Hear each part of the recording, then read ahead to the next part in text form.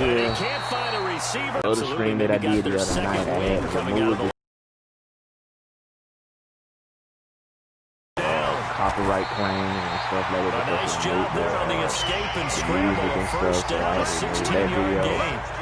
Sack on first down took him out of a traditional running play and put him in a passing situation. No, I was surprised when he took off the 5, 6, 7 yards. He goes all the way and picks up the...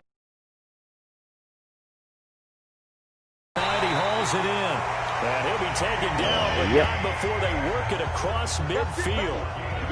A good pickup there at 22. Well, there's your leading receiver in the NFL in terms of yardage, putting on another clinic, well over 100 yards. Are we taking notes? We should be, right? Because I'm going to go back and watch this tape and really enjoy what I'm seeing. The route running, competing for the football, just breaking down a defense. Now a throw to the end zone on first down, but it winds up incomplete. So after the incompletion on first, now 2nd and 10. Brissett now. Eluding the pressure right. Throwing right, and that's complete. And he goes down, but not before getting his inside the 25. A first down there on a pickup of 25. Probably the only way that the Seahawks can probably beat the 49ers, I'd say, like how the line is holding up like this and stuff, that they can be able to very nice gain. Get their tight ends and wide receivers open and stuff like that. They can probably be able to beat the 49ers. It's the Seahawks with the possession. They also have the lead here as we get set for the 4th and final quarter. Flushed, and he's going to have to eat this one as down he goes. Below Nichols. He's the one that got home and takes him down for a loss of 9. Like the Jaguars, if nothing else, they've already taken a couple minutes off the clock here already as they come up 2nd down. In build mode, so right now the Seahawks are in the build mode in the middle of the season. Under pressure again, and down he goes again. Below Nichols, able to drop in that time for his 2nd sack of the evening. So once again, they dial up the pressure and get home and get a sack. It brings up a 3rd and long, but it's really not an unmakeable one, especially considering they just gave up back-to-back sacks. And intercepted, maybe the turning point they need. Picked off down at the 2. And a big turnover there as his guys will get the football back. They'll run on first down. Zimmerman. And they're able to swarm him behind the line, and his rough night continues. 3 yards on the pickup there, and it'll be 2nd down. On 2nd and 7. Murray steps away. And now he's going to use his legs. Nowhere to go downfield, but he's able to get out of bounds and stop the clock here with a first down. Sometimes guys get locked into such a groove. What do we call it? The game's slowing down. They see everything happening almost in slow motion. They see the lanes develop. I feel like he's right there. When you want he rifles one that's intercepted. Picked off at the 33. And he's going to return it to the 21-yard line. Partner, we always talk about possessions being in the premium in these games. You have to claw your way back in. That one's going to hurt, and in a big way. Eluding the pressure right. Hope everything's going good. That is incomplete. Took a shot there on first down, but he couldn't reel it in. Despite the lead here in the 4th, they're still taking shots. Not content to sit on this lead at all. And to me, it raises the question of what's right in this game nowadays. Do you sit on the ball and run it because you have enough of a lead? Or do you try and extend it because you always feel like the other team can come back? Extend it. Have some fun. Yeah, he's got it. Oh, that's good, cuz. 18 yards there, and it'll be a 1st and goal. A good chance now to put this game on ice. This is 1st and goal. Now Brissett. End zone caught. Touchdown, Seattle. DK Metcalf with touchdown number 7 on the year. And the Seahawks capitalize on the short field as they take it in for 6. What's good on the extra point? And the lead is up to 18 now. Set now to kick this one away, and off it goes. This fielded at the 2. And he'll bring it a few past the 20 to the 23-yard line.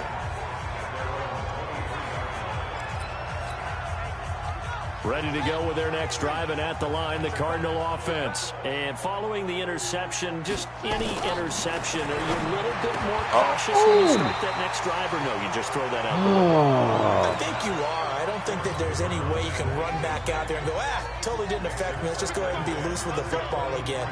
You're going to take care of it, but you have to be careful about being too cautious. Nowhere to escape, and he goes down. That was all me right there, y'all. That was all me with that tackle right there. I knew what they was going to do right there. It's third and even longer. They're going in the wrong direction here. Because they're moving exactly the way they want to, but you're exactly right. Definitely going in the wrong direction for the offensive guys. Did your screen froze or something? It's the black screen. Well, that last sack puts Murray and the Cards in a tough spot. Third and long. Murray with a third and long. And that is incomplete. Another wayward pass. You know, things started out poorly in this game, and to be frank, they just really haven't gotten much better. And all that does is embolden a secondary. They feel good about what's going on, and they just play better and better. And there's a work of art right there. Out of bounds at the 2-yard line. That is how you flip field position. That's an absolute bomb of a punt. Downs it inside the 5-yard line. Absolutely ideal. From that position, you're hoping to get it down inside the 15, inside the 5. Superb. The Seahawks offense now, they get ready to head back onto the field. And they're hoping to redo their efforts in the last drive when they got into the end zone. Wait, what? Amy hates the Seahawks like really bad. Once you did on the last drive, when you scored points, it's a whole lot better view than when you're trying to figure out how to fix things. I only hate him because of 13. Richard Sherman. He was now they have a little more space to maneuver from the 15. Like every time they won games and stuff, he always should like trash talk. I don't like people like that. That's bad. Flag comes in as that one falls incomplete. Well, let's see who this is on. You didn't get him the faith of the chance to even catch that. You just like, no, I'm gonna put my hand out in front of him because I know he can beat me. Well, you won't hear any boos from and that's what the fuck. It's been a long day for this crowd. Why is it always a linebacker or like a weird ass? Cap is OP if I put. He's gonna be OP if I put Monster and I might put him human joystick on him, or I might give him street special, the leader of their team is there? Or route, no doubt who they want to ride all the way to the finish. But I think street specialist and Monster and matchup nightmare is OP for DK done. It'll make him so fucking... Not totally home free yet, but it's looking good as they come up first and 10. Regardless of what you throw to him, he'll catch it. 2 minutes left to play in this football game here on EA Sports. So it's Seahawk football as we march toward a conclusion. And the scoreboard on their side, they're just looking to melt away these final couple of minutes and put this one in the left-hand column. Able to force him out of the pocket right, but still able to complete it. They'll get this one down near the 20-yard line, just shy of the 20.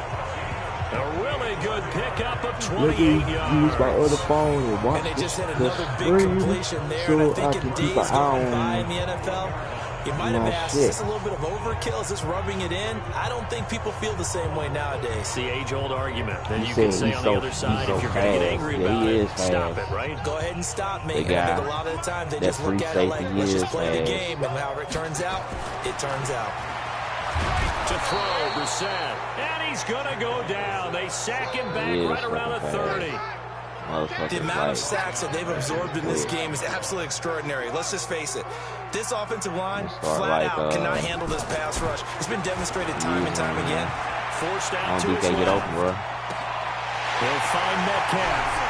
And he is in in for the Seattle touchdown. DK Metcalf. With a second touchdown of the game, number 8 on the season. And the Seahawks are able to stretch that lead out a bit further. Wants to try to add the PAT. And that touchdown this late in the game should all but be the dagger. We never want to say that a game is over, but it certainly feels that way. 8 out of 8 that final receiving touchdown seems to have created enough room for them to start celebrating. So that drive spanned 5 plays. And it all culminates with a Seattle score. The kickoff unit is out on the field, and they will send this one away. The receiving touchdown. So we have to get that. This fielded at the 2. We have to keep feeding him the rock. And a nice return sets him up pretty good here at the 30-yard line.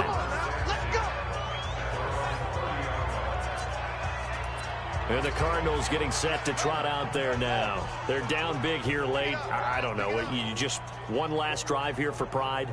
Some people like to do that. I remember playing for a guy once. We were down huge, and someone said, "Coach, what do you want to call?" He just waved theirs. Let's get out of here and do something some other time. But some teams like to do something at the end to feel a little bit better as they continue to move forward. Yeah, probably just want to put this one behind them. Throwing again on second down. Murray. And a quick throw here. That's complete. Good hit, boy. Well, it just seems like all game long there hasn't been a lot of sync quarterback to wide receiver on this side of the football. They haven't been on the same page, quarterback and receivers. Heck, they haven't been on the same grease board when you draw plays. That's on me. They haven't been on the same surface tablet that you look at on the sidelines. I tried to go for the ball. I wasn't trying to grab him. Like, what the fuck? They called it quit. Well, the crowd doesn't like that. Was going to bring up fourth. Now it's first. They don't like it at all, do they? It brings them back into it, but really not in a positive way. Now they're angry. That can jangle a team a little bit as well. Pass interference ruined that series of downs for them. And now a throw on first down there, but it's incomplete. Murray looks to throw again, second and 10. And his throw is going to be incomplete. Defensively, you look at the numbers. Another incomplete pass that we just saw, and they're under 200 yards passing for the game, so they've done their job on that side of the ball. Yeah, recently I was actually working a game where a quarterback had a streak of 5 straight games without a 200-yard game. And that was a big talk, both in his town and amongst his team. How do we get the passing game going? So big credit to them, holding them under 200 today. I guess at this point, Charles, heck, why not take some shots? I would agree with that totally, because a big play can't hurt at all. Heck, you might get a pass interference call out of it. Somehow the ball might get tipped up and you come down with it. Might not do too much for the result of the game, but it could add to your stats. Here come the Seahawks now, set to take over on offense. They have the dream scenario you hope for coming into the game. Just one kneel here, and this game should be over. And it's always the final play of preparation each week. Man, they won't let me practicing the kneel-down formation, the victory formation.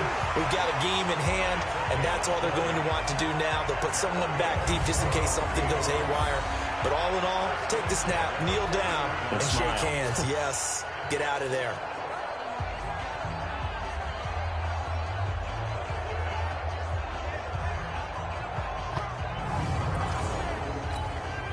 So quickly all the way up at the 40-yard line. Now it looks like he'll throw here.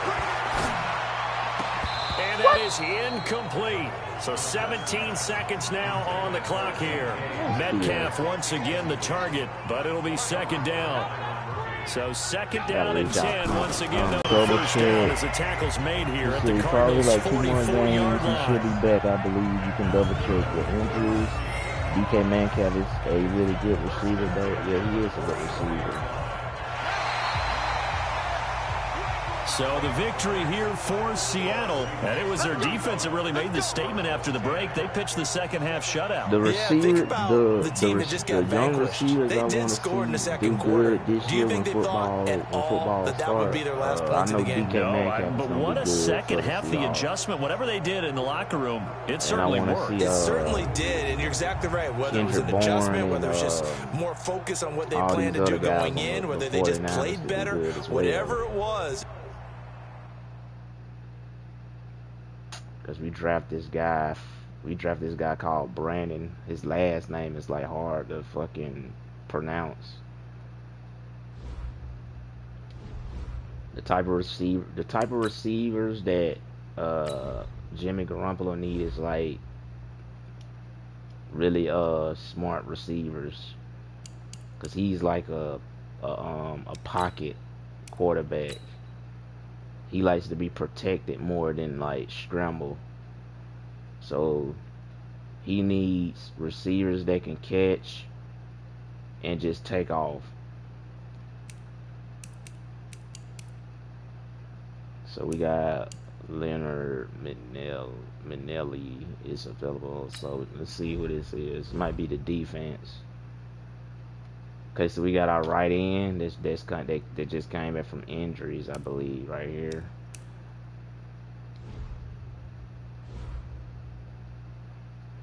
So now we got to go on the road and play the Philadelphia Eagles, and got a bye week.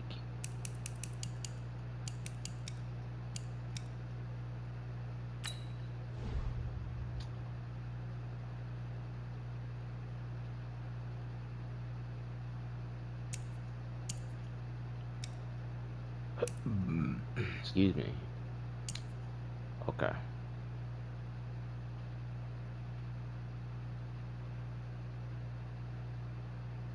This might be why and how I can't catch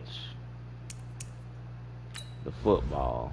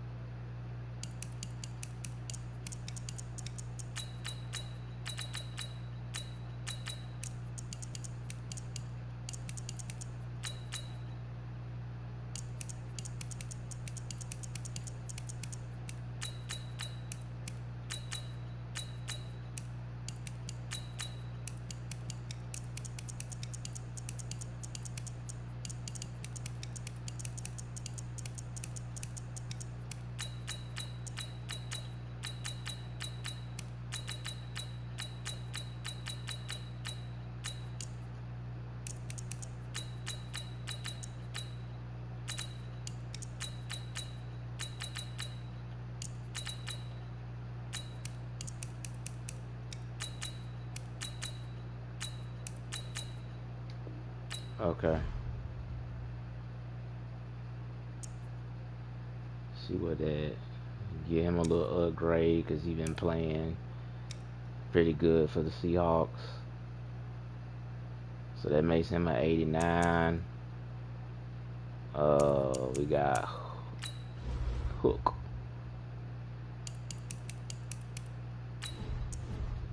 I feel like Hooker needs to he's only 5'11". He's awareness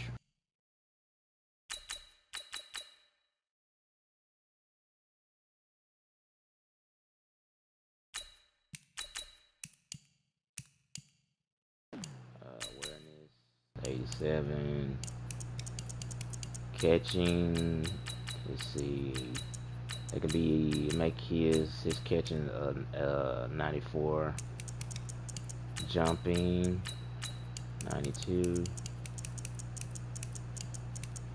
Tackling 91. Play recognition 87. Pursuit 88. Man coverage 93 with that, and 92 with that, and stamina 95, toughness 890, injuries 90. So that's his upgrade right there, and that's what his is right there. So I'm going to give him superstar, high motor, strips ball, yes, big hitter,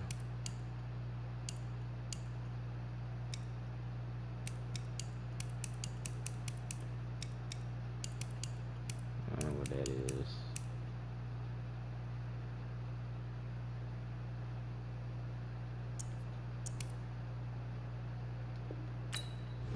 Okay.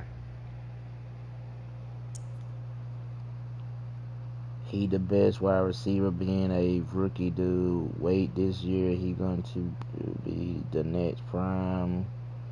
DK might be prime and get rookie of the year. He did say he followed Calvin Johnson's career. Calvin Johnson was training with DK before he got drafted. Yeah, that's probably why DK is like good like that, just because of that.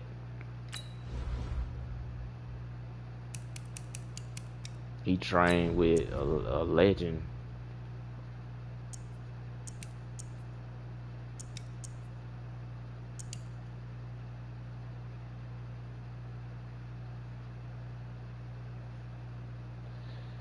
Okay, I'm looking at DK's attributes. Okay, look at his catching, his spectacular catching. Okay, I'm looking at his route. Oh, that might probably be wide deep throw. I'm gonna make that a 90. His medium route run, I'm gonna make this 96. Cause all that's really good. I don't have to touch that. Jumping is good. That's a 96.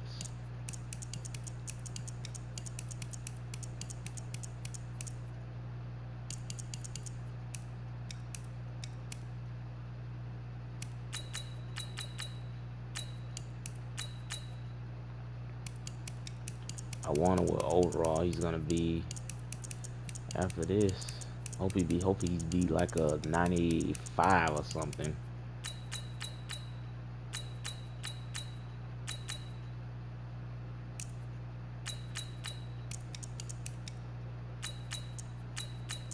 Get his awareness up.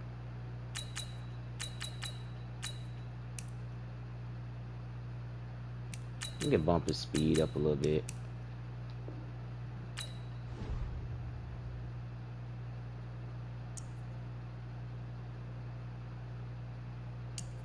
Okay, he's a 91. His physical is up there. Deep threat, slot, and route running. Oh wait, let's see what his other attribute is. I think he got his other ability.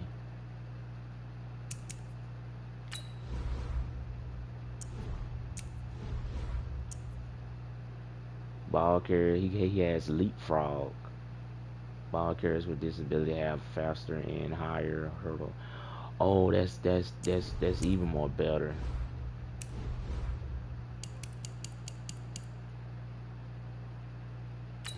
That's even more better right there. Now let's see. Now this actually give him a superstar X factor now.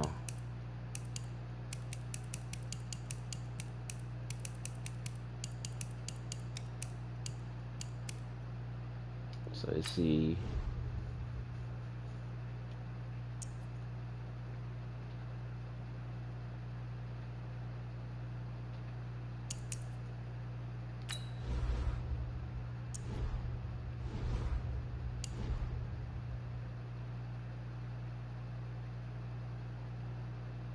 They gave him wrecking ball.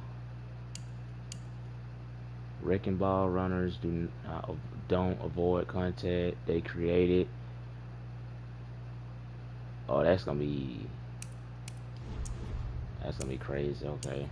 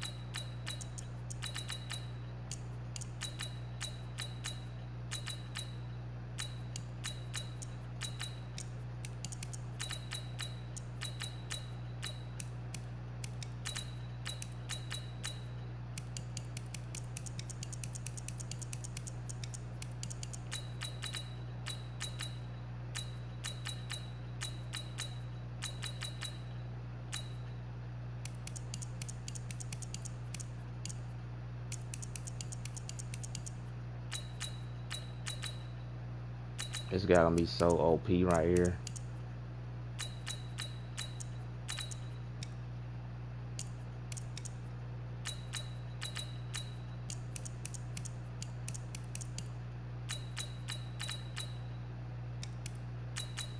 This guy's gonna be so OP.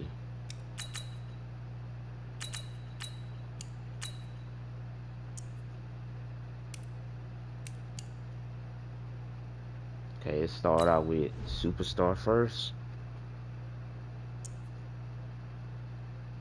Superstar, let's see what they gave him. Let's see what they gave Love. Okay, he has tip drill, universal coverage. Okay, that was his first two attributes. Now let's give him an X factor.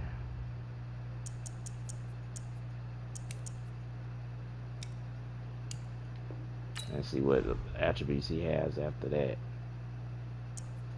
Hopefully he has some OP attributes.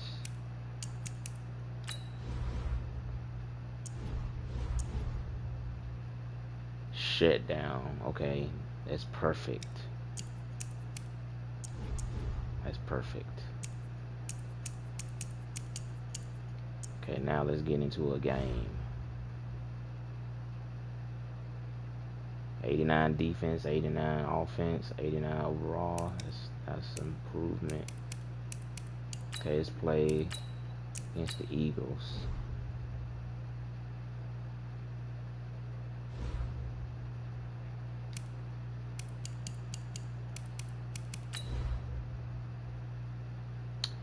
Now Reggie got some help back there.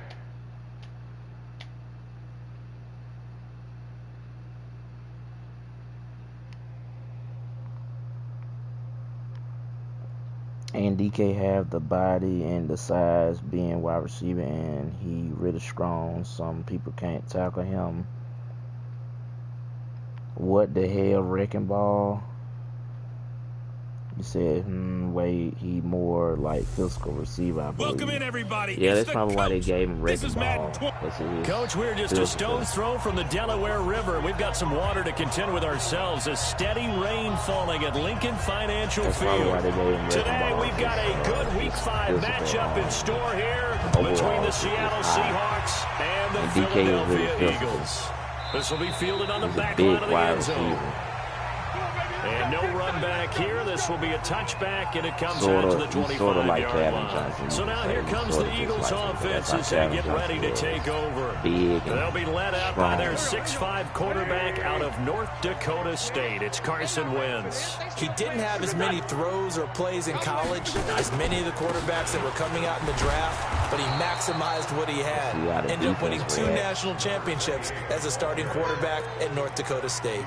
No gain on the play. It'll be second down. Playing the Eagles. They had the run for no gain. Now they'll try again from the 25 on 2nd and 10. They'll run it now out of the gun. And he is met quickly in the backfield. Down he goes, folded like a lawn chair. This will be a 2-yard loss on the play. And they'll be facing a 3rd and 12. Now Wentz on 3rd down. Now they go screen. It's complete. And a good job defensively. They stop him short of the first at the 32. 8 yards on the screen there. Not enough. And it'll be 4th down. They dialed up the screen pass on 3rd down, and for a second it looked like it was all going to come together, and they had a chance to pick up a 1st down, but the defense got there and finished it off.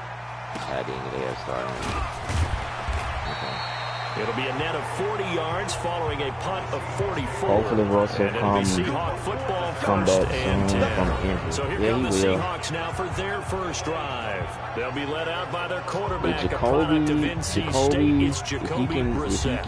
And you and I both know that any win is a good win, and that's what they did last week. But there's also plenty for him to work on in his game, wasn't there? Yeah. 2 touchdowns, an interception. But if anything goes wrong with Jacoby, I will first and foremost, they did win the game. I would trade him for another good quarterback. First rep of the game for Josh Jacobs. And not much to speak of. Call it a 1-yard gain up to the 26. If the Seahawks had the quarterback, for Jacksonville, in the trenches. What do you think of the O-line, really Charles? good, I love them because this is a group that's so cohesive. They know what the man next to them is going to do at all times, and they operate as a terrific unit. On second down, Jacobs. He'll have a first down past the 40 as they finally wrangle him in at the 48. 22 yards there, a first down. That outside handoff to the left, that play has to warm the heart of an offensive line coach because they controlled the left side where they were supposed to. They didn't allow anything to leak from the backside on the right side of the offensive line either. Well played. Yeah, it created a big run. Now a good job shifting right, finding his target. And he'll go down, but not before getting this inside the 30. 2 chunk plays in a row. The last one was over 20 yards, and so is this one. Of course, he's coming off that NFC Offensive Player of the Week performance. 2 scores in that game a week ago. And how did he get them? Speed is one thing, but how about the niftiness in his route running, able to cross people up in the secondary and make sure that they can't quite get to him until the ball arrives. He's something after the catch as well. Chewing up big yardage. Another nice gain there. This one goes for 20. Divisional rivalry, the Texans. When this offense can get their tight ends involved, they can move the football. Here, a nice route, able to look it in, and picks up the first down. 2 big plays in succession. Not sure this D knows what hit him, but now they got to get ready. It's first and goal. Really open right here, but I got to be careful. They could be blitzed. From the shotgun, it's Brissett. This will be caught at about the 6. And he's going to be brought down just shy of the 5 at the 6.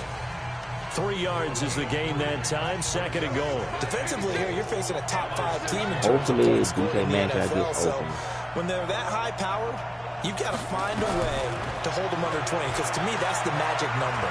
20-point score gives yourself a good chance to win. So if they're up around 24, 28, 30, they could be in some trouble. And I think so, because then you turn it into a shootout, and that means your offense has to keep pace. And forget about the run to set up the pass. They're just coming out throwing. Forget trying to set anything up. They feel like they have the advantage. They feel like they have the matchups, and they're just attacking right now. Go into the air on the opening drive. And they'll be driven back here, losing yardage to the 10-yard line. Okay, so you just took the big loss. Now what are you doing on 4th down? Well, we have a change of plans now is what we have, because I think they were looking at the play sheet, trying to dial something up to go for it on 4th down. But after that loss, that goes right out the window. Now you have to kick the field goal and hope to come back down the next time and score. Well, after marching down the field, only getting 3 there, kind of feels like a win for the defense. And it does. They'll go to the sideline feeling a lot better that they didn't give up a touchdown after the march against them. But if I were the offense, I wouldn't hang my head over that one. That's a good drive, and 3 points were put on the board. Wentz and the Eagles now with a 1st and 10 at their own 25-yard line. The run there on 1st down gets him a yard to the 26. Now we'll get a stoppage here as it appears we've got an Eagle slow to get up. While the trainers take a look, we'll step aside. The last play got just a yard. Here's 2nd and 9 from the 26. Escape, and he goes down. Ja'Kai Polite in there to get him. It's a loss of 5. I spent a lot of extra time preparing for this game, watching this offensive line, because they gave up 5 sacks last week in their loss. They just gave up another one now.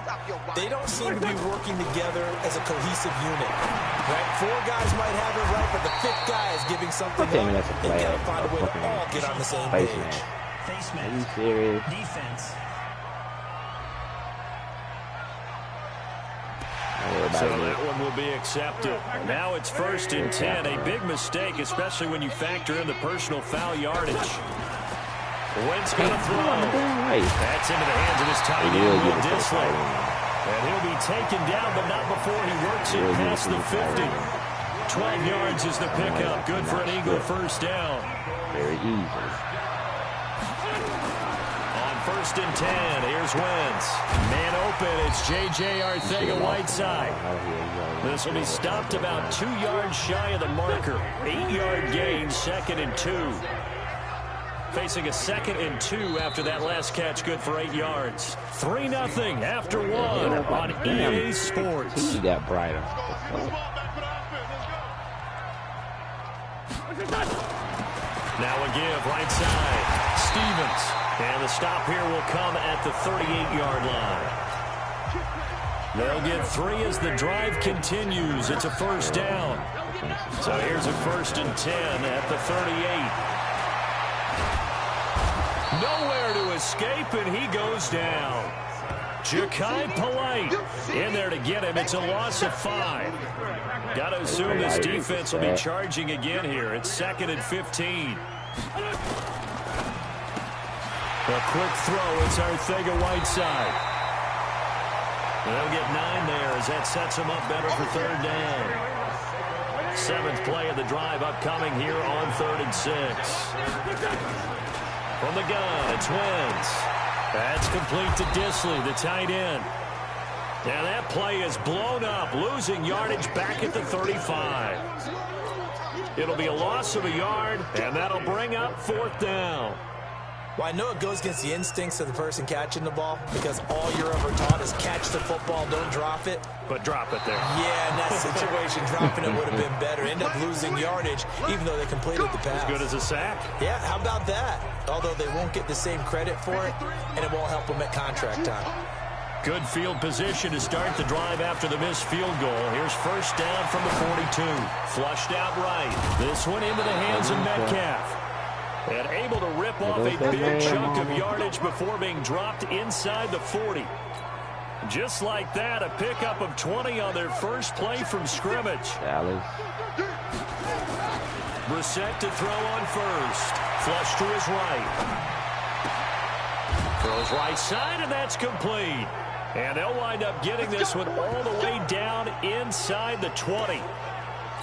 A well-executed 22-yard gain. Back-to-back good plays have them on the move on 1st down. Brissett escaping the pressure right. And he's got it. Caught in the end zone for the Seahawk touchdown. I need to check and see if a 16-yard touchdown. And the Seahawks are able to stretch that lead out a bit further. He was able to move around and found some vision to throw the football. And how about how he ended it? Boy, he had some zip on that throw. Yeah.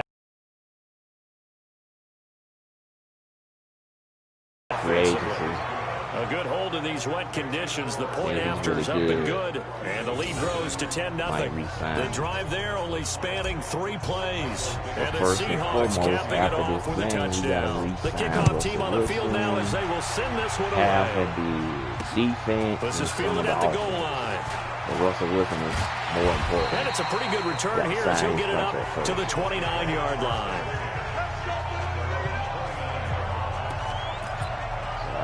Philadelphia getting set to take the field. It hasn't gone particularly well for them. That's obvious. In these conditions, no points so far. They've got to get that offense on track. The question, how do they do it? It is the age-old question, isn't it? And to me, finding a way to make sure your playmakers touch the ball without it being too exotic. Meaning you don't have to go deep down the field. Maybe you hit them on those short passes on the perimeter. Make sure you just turn around and hand it to your best runner and get out of the way. Don't cause any extra stress on your offense. Give him 5 on the carry there, and it'll set up a 3rd down. The Eagles on 3rd down. Just 1 for 3 thus far. This will be 3rd and 5. To throw, it's Wentz. Short throw to Disley. And he went backwards. He'll be down at the 30. That winds up being a 4-yard loss and leads to 4th down. If you're a selfish player and you're throwing the ball, you're cool with the completion. Maybe not so cool with the yardage loss, though. Yeah, you went backwards on the yardage. Hey, it kind of works like a sack for the defense there. Yeah, it's a really big play for them, right? Able to figure it out, sniff it out, and finish it off. So here are the Seahawks ready to take over on offense. They're on a 3-game winning streak and right now looking good in this one as well. As soon as I caught the ball, he was on my ass. They'll begin on the ground with Jacobs. The football comes out. Jacobs lost it. And it's picked up by the Eagles. And he's in. Touchdown, Eagles. Even the great ones, some of the best, they're not immune. So the fumble, and here it really hurts him. If the ball gets away from any runner's body, that's when the defense pokes at it, swipes at it, swats at it, and finds a way to create a big play for themselves. That's all ball. You down.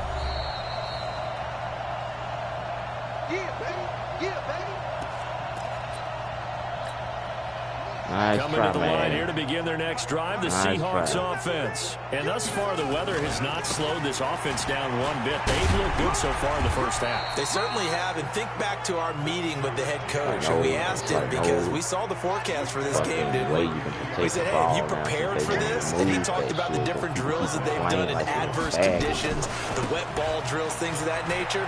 He said, I don't think it's going to slow us down much. We tend to handle it pretty well, and he's been right.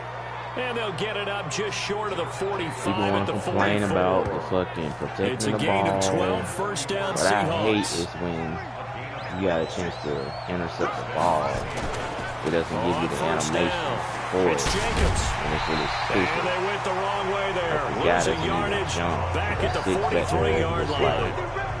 It's a loss of a yard there, and now second down.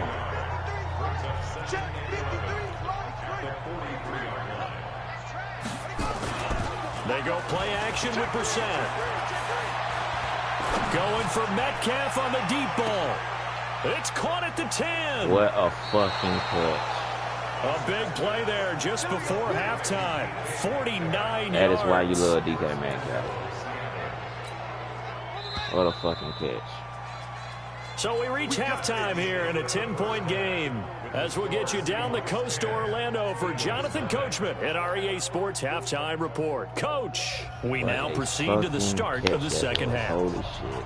Okay, we get ball. All right, that's good. Out is the kickoff unit as they run up and send I this was one going to away. score. I was going to score right there with DK Metcalf, but This is fielded like at he the was goal trying to get line. away from him, but he couldn't.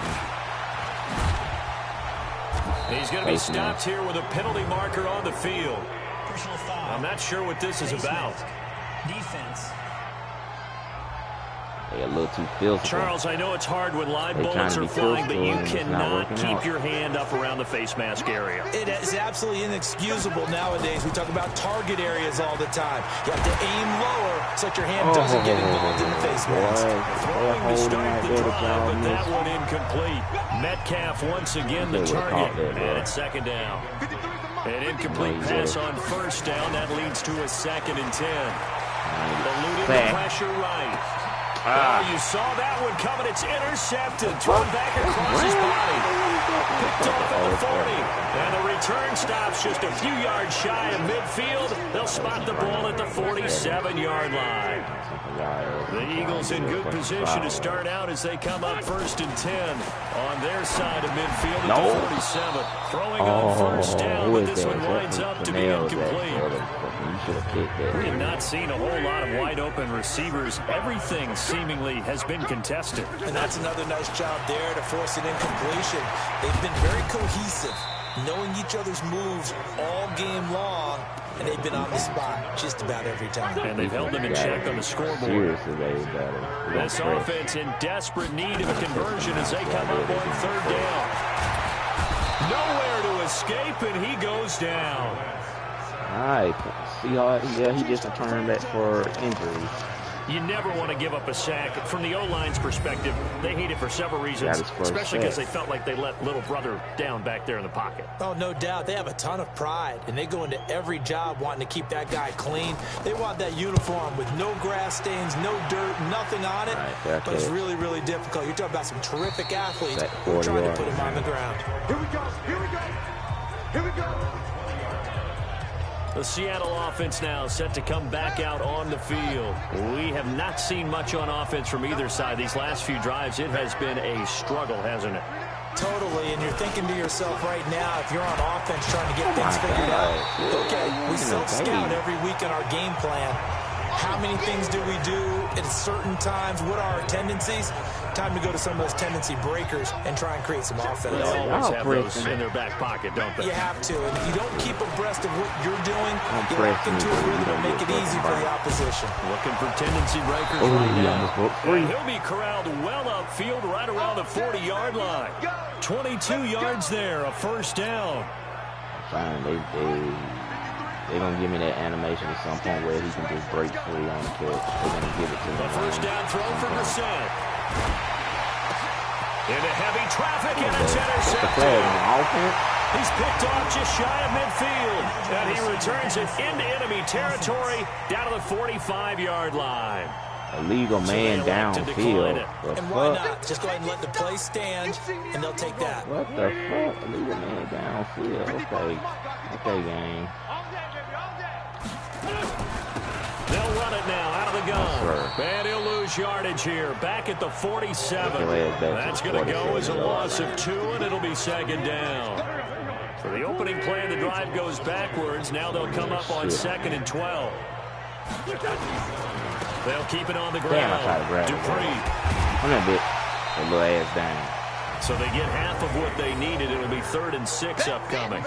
But you got to give kudos to your offensive line and the guy carrying the ball, because they were in a 2nd and long situation. It seemed pretty dire, but they brought it back to 3rd and manageable with that run.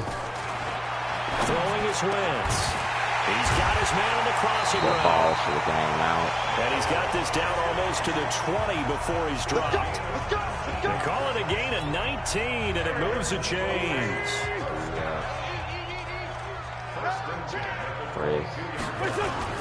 They'll run on 1st down.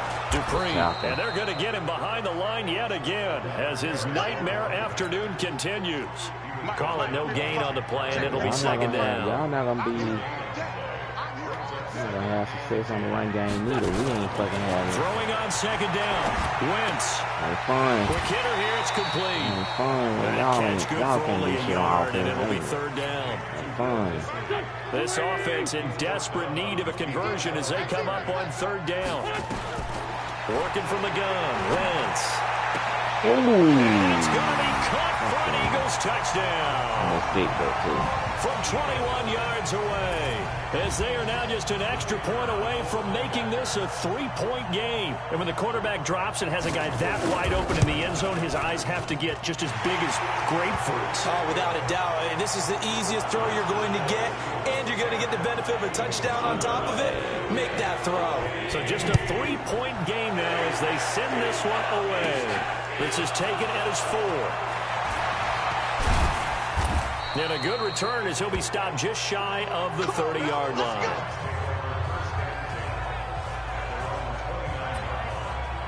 As Seattle now ready to march onto the field. And they've got the lead here getting late into the 3rd quarter. And the passing game for them, it's been terrific. We've seen that. But the rushing game, almost non-existent. And with the lead and trying to finish this game off, they need the running game to come back to life. They need to get sparked that way, take some time off the clock, and keep the ball away from their opponents. So a loss of 5, and it'll be 2nd down. 8 fucking Eagles. They'll keep it on the ground. Jacobs. And he is met at the line of scrimmage, and he goes down right there. No gain on the play this time, but it'll be a 3rd and long situation coming up.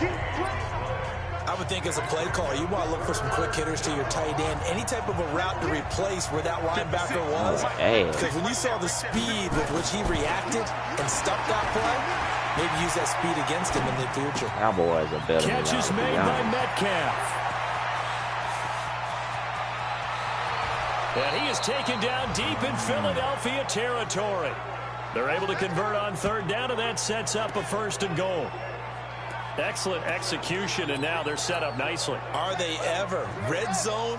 I wonder what the next play call is going to be, because after a big play like that, a lot of teams like to use the momentum to launch another one. And he will score. Touchdown, Seattle. I dare you to try to hit Josh Jacobs, his 4th touchdown on the year. And the Seahawks are able to stretch that lead out a bit further. And they're able to run it in. It started with a battle in the trenches. They won there, and they got in for 6 points. And that's going to be a tough one for the defense to deal with. They've got to go to the bench now and figure out how we're going to slow down this running game, because on that particular play, they had no answer. This is fielded at the goal line. And he's able to get it across the 20, but not by much, as he's marked down at the 21-yard line.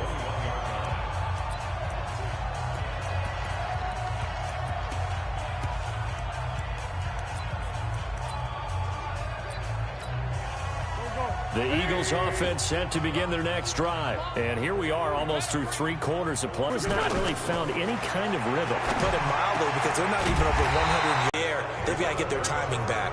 And welcome back. We are in the city of brotherly love, Philadelphia.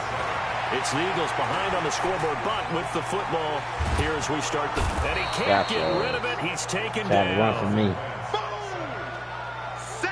A rough couple of weeks for the man under center. 5 sacks last week, 4 now this week. Do you try to design some quicker developing plays if you're an offensive coordinator? I think you do that. I think you also change his launch point at times. In other words, move your pocket to the right, to the left, roll him out, bootleg him. Do some different things so they can't just rely on the fact that he's going to take 3 to 5ve steps back in the pocket and line up and throw the football. Yeah, current formula is not working right now. Wentz. Nowhere to escape, and he goes down.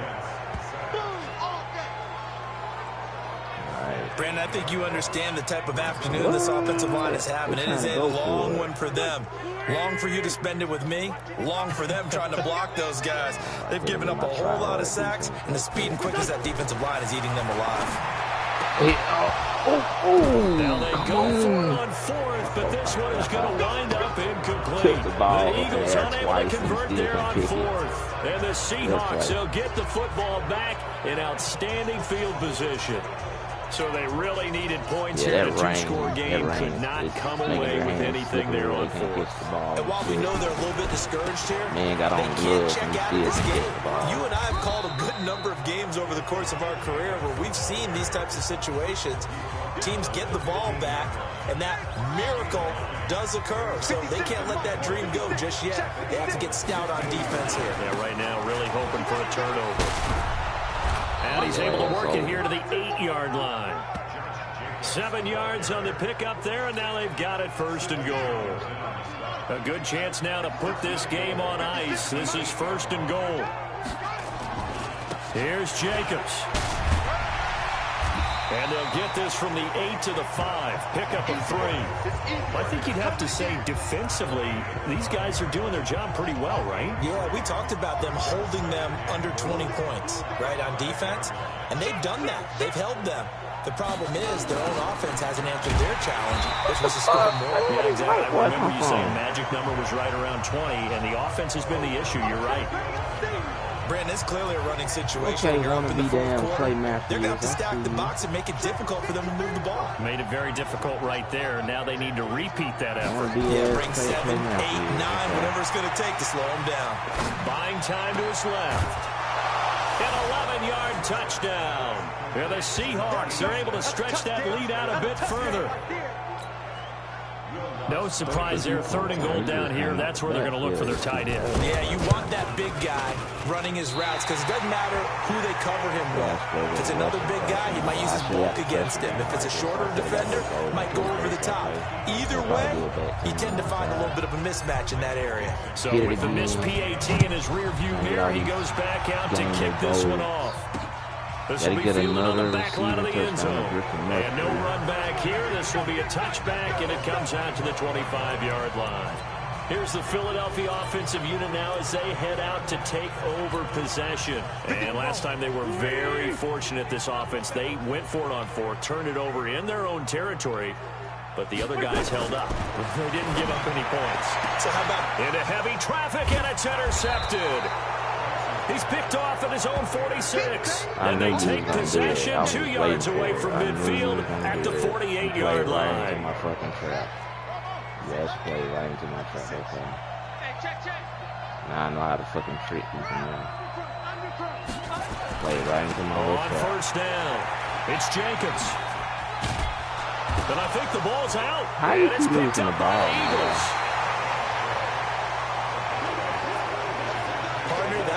I mean, they had control, had the football, and the defense had to make a play in order to keep them in the game. That's exactly what they did. And now that door ajar, 2-score game, so hold on here, not done in the 4th. Yeah, he's down. He's down, dude. They're trying to cheat. That's all they're trying to do. You did it twice, and it did not work out in your favor. So from the 36 now, 1st and 10. did it twice, and it didn't work out. Twice. They'll run right here with Jacobs. Fuck off me. Pretty nice, aggressive run there before being brought down just inside of the 30. Just what you want on a first down run. Call it 8 yards, and it's 2nd and 2. They'll keep it on the ground. Jacobs. Shouting through the tackle. And he'll be brought down inside the 20 at the 19. 9 yards to pick up there, and it's a first down. So it's Seahawk football as we march toward a conclusion. And you'd have to figure they're just looking to burn these final 2 minutes away and get out of here with a victory. And they'll bring him down at the 13-yard line. So fresh out of the 2-minute warning, and here's another timeout taken with 1:55 remaining. So they come up on 2nd down, and they can get another run like we just saw. Would likely put an end to this thing. Now a give to Jacobs running right. And they corral him just a couple yards shy of the end zone. And now we're going to get a timeout defensively. So another stop, 1:50 left in the football game. A good chance now to put this game on ice. This is 1st and goal. They'll run it with Jacobs. And maybe a measure of revenge there. He's had his way in this one, but this time they get him behind the line. Offensive line, but I couldn't get through there. So they're backed up to the 3-yard line, 2nd and goal.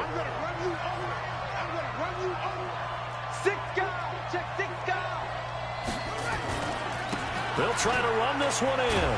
And this won't be enough to pick up the first. A gain of 2, 3rd and 1. At least they got They've been so good on 3rd down all day long. Can they convert another here on 3rd and goal?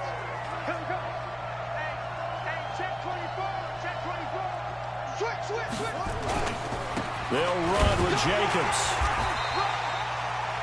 On that clock down. Defense didn't budge on 3rd down. Now what are we going to see on 4th? We're soon to find out, but does this feel like old school football or what, right? Yeah. This is an old-fashioned goal line stand. I know what I would call on offense. I would go for it. I want some type of a play where my quarterback has a chance to run it or throw it. I don't just want one static play. And the 11-year veteran bangs it through, and that will make this now a 19-point advantage. So with that, you figure this game's pretty much out of reach at this point. Yeah, it's going to take a heck of a comeback to come from 3 scores down, but don't change that channel. Don't go away. Miracles can happen, and you want to be here in case it does. Yeah, like they're going to come back and win or take the lead with 44 seconds remaining. It's just me and you. It's just me and you. They go back to the air here after they got no timeout. And just got sacked right here. They bring down Wentz on the sack. I got you where I want. Now they got to get to the line quickly to try again after the sack. Wentz. You are dumb. And it is incomplete. So 17 seconds now on the clock here. An incomplete pass on that last play, and that means they'll need to come up with something here on 3rd down. Shotgun now for Wentz. He's going to let it fly. Into heavy traffic, and it's intercepted. Julian Love picks it. And a great return here gets this one all the way down to the 26-yard line. Face mask. Defense. They're down here in the 4th, and that personal foul penalty is not going to help. No, in these types of situations, players will tell you that's extra intensity. From where we sit, it's actually frustration. Not a good play. Brissett now. And this will be incomplete. 1 second left to go. So now 2nd and 10 after the incompletion on 1st down. Well, he had to hold on to the ball and everything good. He got me at the first and goal right there. And he takes it in for the score on the game's final play, so it doesn't affect the outcome, but a little whipped cream on top to their ending. Or as our friends in Bayou Country would say, that's a little lagniappe, a little extra on top.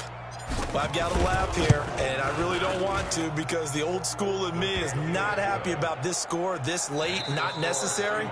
But this is Madden, isn't it? Yeah. This is how it works. Rub it in. Have a day. I mean, what does it matter? These guys who are playing in this game, there are no feelings Exactly. there. They don't have to face the guy. Well, they might if they're in the same room going head-to-head. But that's the about virtual guys on the screen don't have to face each other after this one. In that case, run it up. So we had action to the very end of this one. The score on the final. They didn't just run out the clock, though. They added to their final total. Played it all the way to the end. And, you know, some coaches preach that and tell their teams, that's what I want all the time. And they feel like if they don't do it themselves, they're not living up to the message that they're sending out. So for the Seahawks, they boost their record up to a strong 4-1. And they'll get another road test next week as they head to the Windy City to take on the Bears. Meanwhile, for Philly, cut sticks, guarantee tackles, and add fumble chances. You got zone hawk, lumberjack, and that other think that one was what, pick artist. Damn, that's fucking OP right there.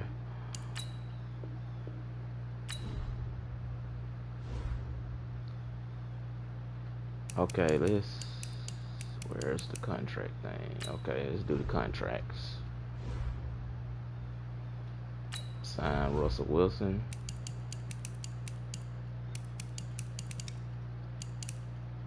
He can't say to know all that money. Look at all that money right there he getting. That's a lot of money.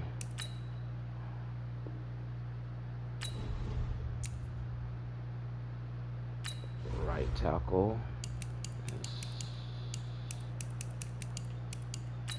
Okay.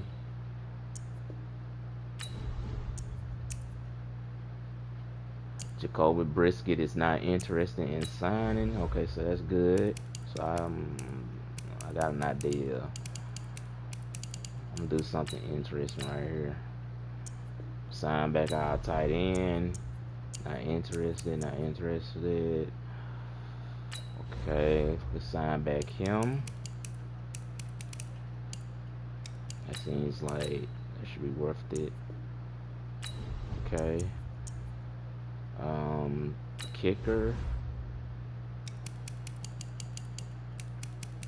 That we don't have to worry about re-signing their contract again. That's probably too much money for him, though. That's probably about right. He should accept that. Another tight end. They got some good tight ends. That's about right.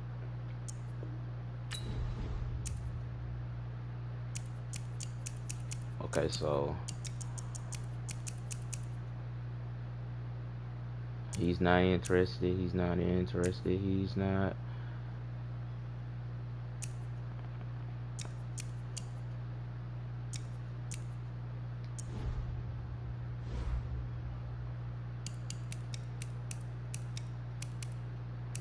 All right.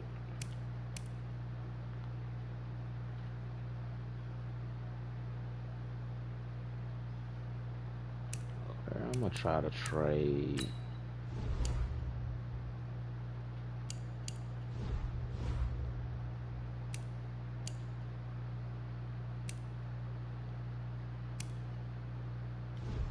I'm trying to trade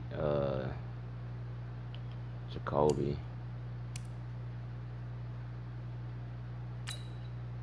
or somebody.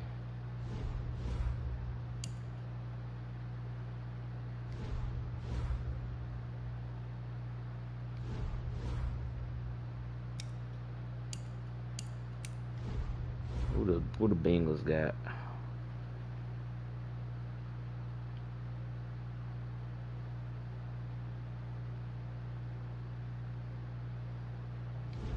I don't want nobody at quarterbacks. Check the Bills. Sam Don. Hell no. Hell no. Not Sam Donald. Josh Allen.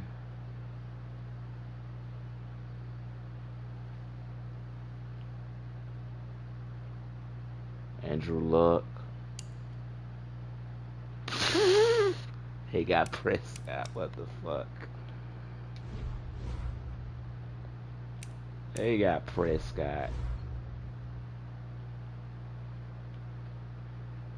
Baker Mayfield. Who the Buccaneers got?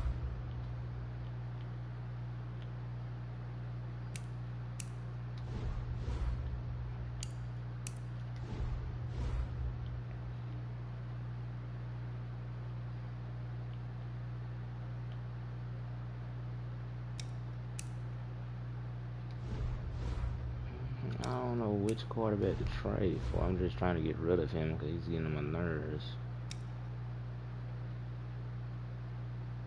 Miles Waters.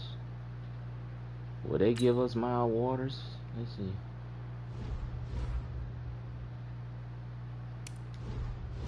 Let's make it interesting. Let's see.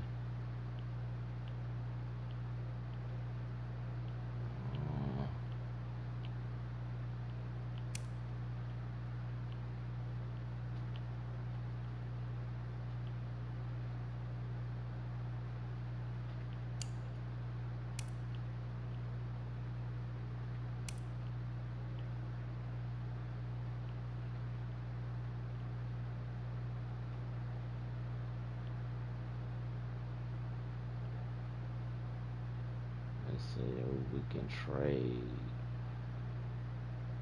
for this guy.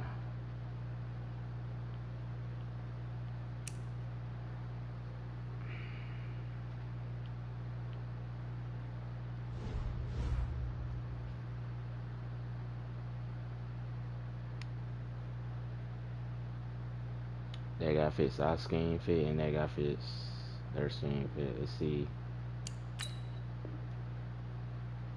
Okay. Low.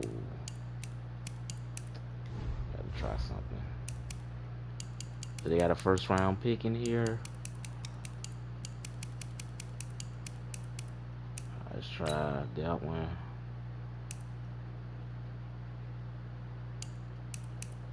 What's another good one? 18 pick, I guess.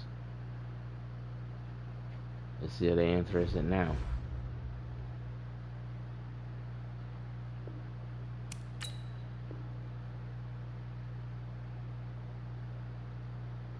The Chiefs are not interested in Jacoby Brissett. Make a better offer. I know who you'll accept. What if I...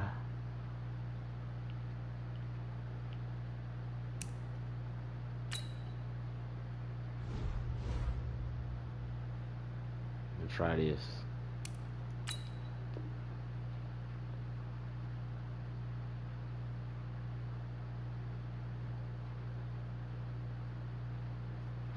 Okay. You know what? I ain't got time for that shit. Let's go to the free agency, try to find a quarterback.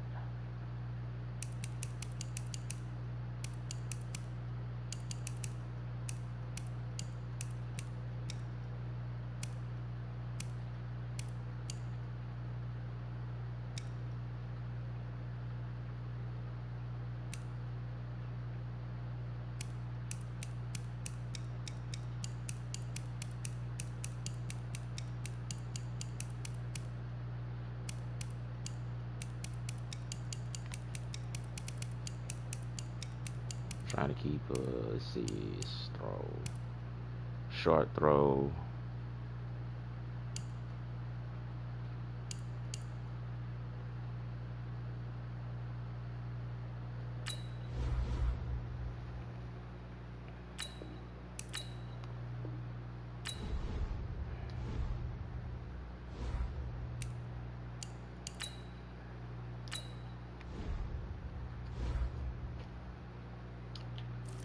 Quarterbacks.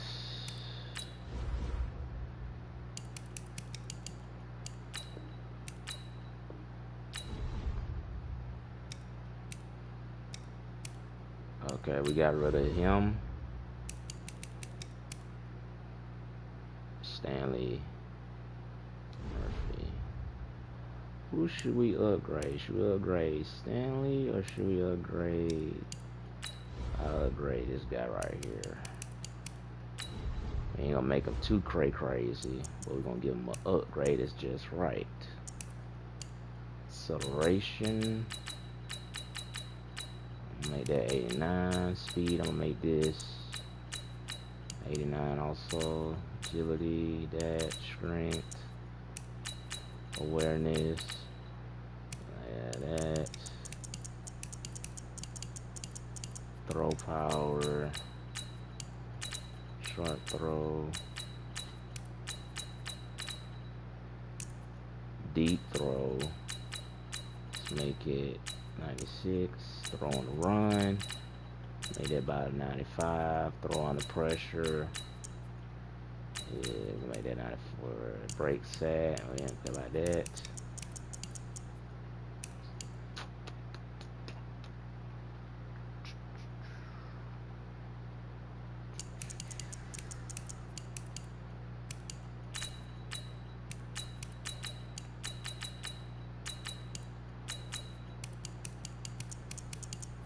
Okay, so Scrambler.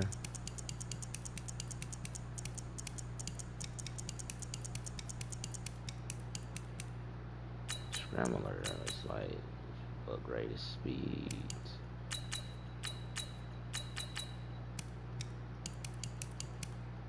BC Vision.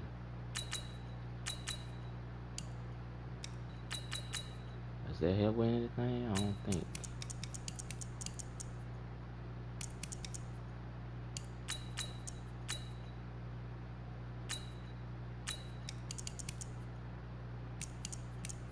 Play action oil. I forgot about that. Okay. Save changes.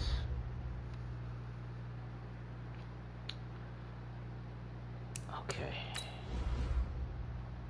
Let's give him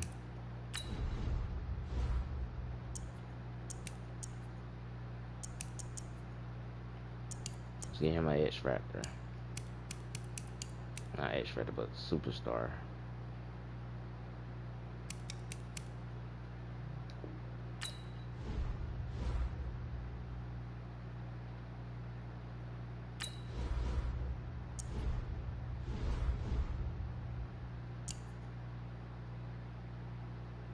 Okay, not bad.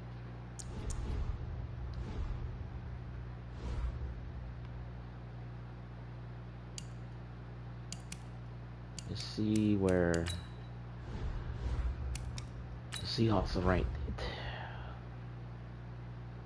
Are they first? Oh, the Seahawks are first. And the 49ers are second.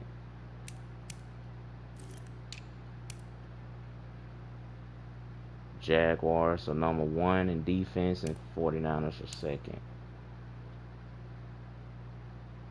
Okay.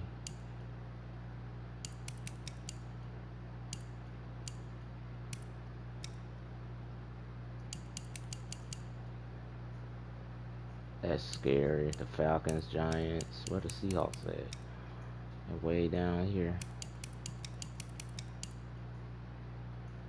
So the top 3 teams is the Jaguars, the 49ers, and the Falcons.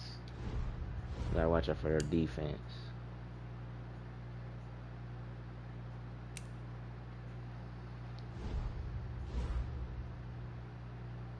Do they play the Falcons? Let's see. Nope.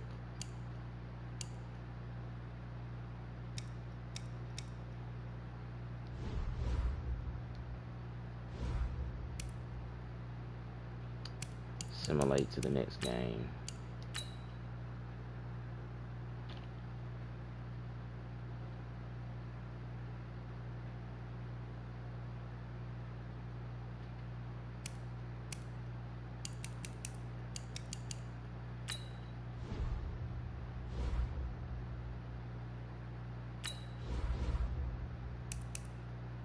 Holy shit, that's a lot of money to be giving him.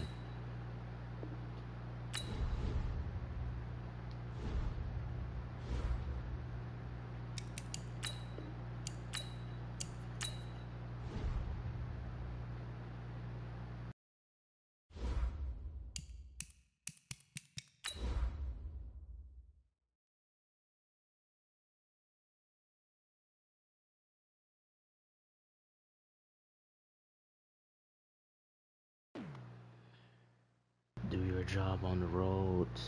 Should be bringing the pressure for sacks.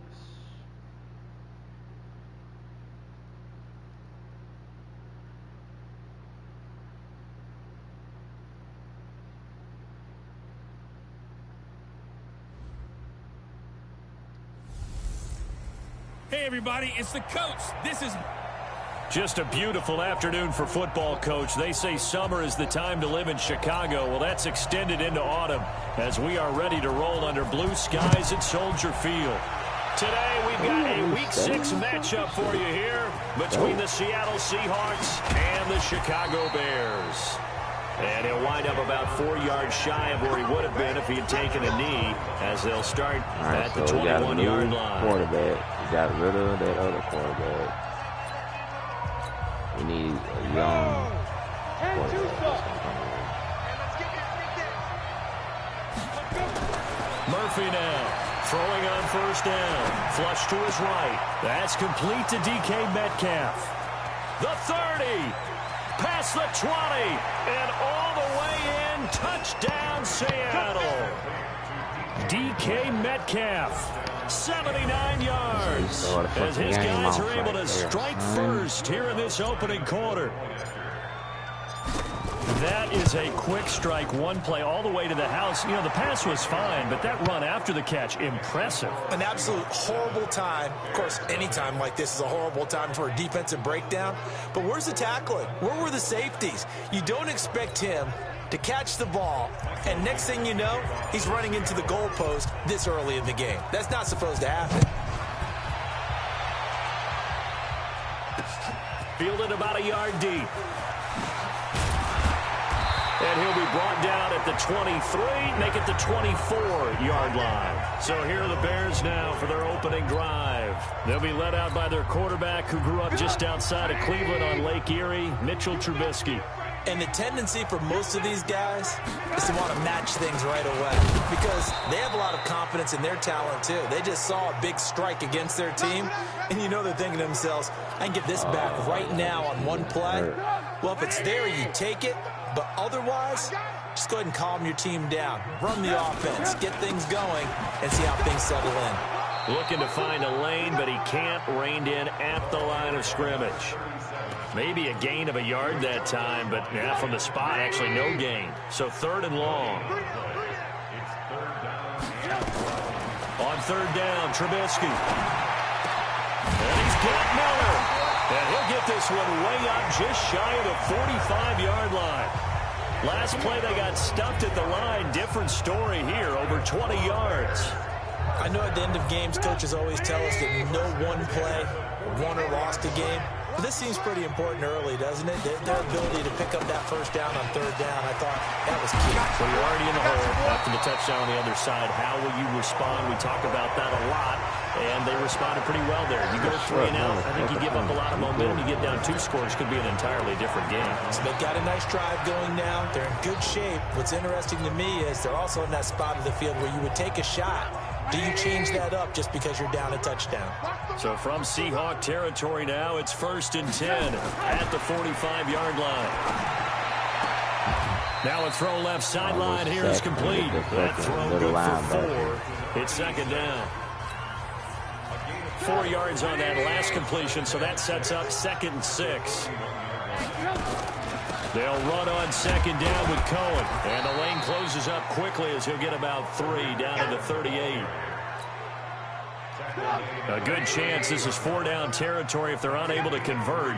But right now looking at a 3rd and 3. Now a handoff here to his running back. And he's going to be taken down here still a couple yards short of the first. Just a 1-yard pickup there, and it'll be 4th down.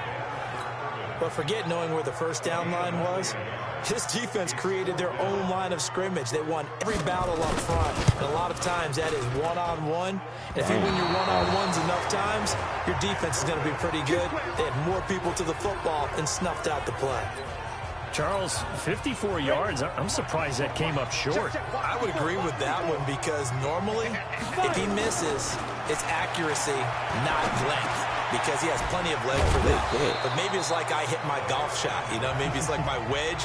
You know, when you chili dip and you hit the ground ahead of it, sometimes that'll shorten your distance as well. 6 yards was the pickup on the last completion, so here's 2nd and 4. Oh, a battle for it here, and this will be caught. 50 catches for him now on the year, and he's got a first down. He should be first. So from the 36 now, 1st and 10. Now a give right side. It's Jacobs, and this play will be blown up. He'll lose yardage back at the 38. Call it a loss of 2 on the play, and it'll be 2nd and 12.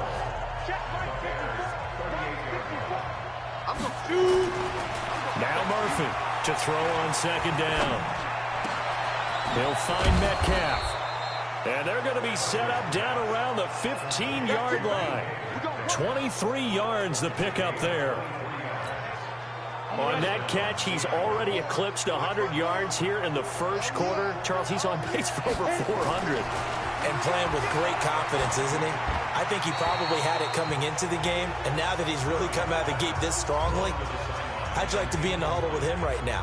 You know he's demanding the football. And guess what? I throw it to him. He's having a fantastic game, and they haven't defended him yet. To throw is Murphy. Back to the air on 2nd down. To the goal line, but it's incomplete. This offense was on the move. Now 2 straight incompletions have them looking at 3rd and 10.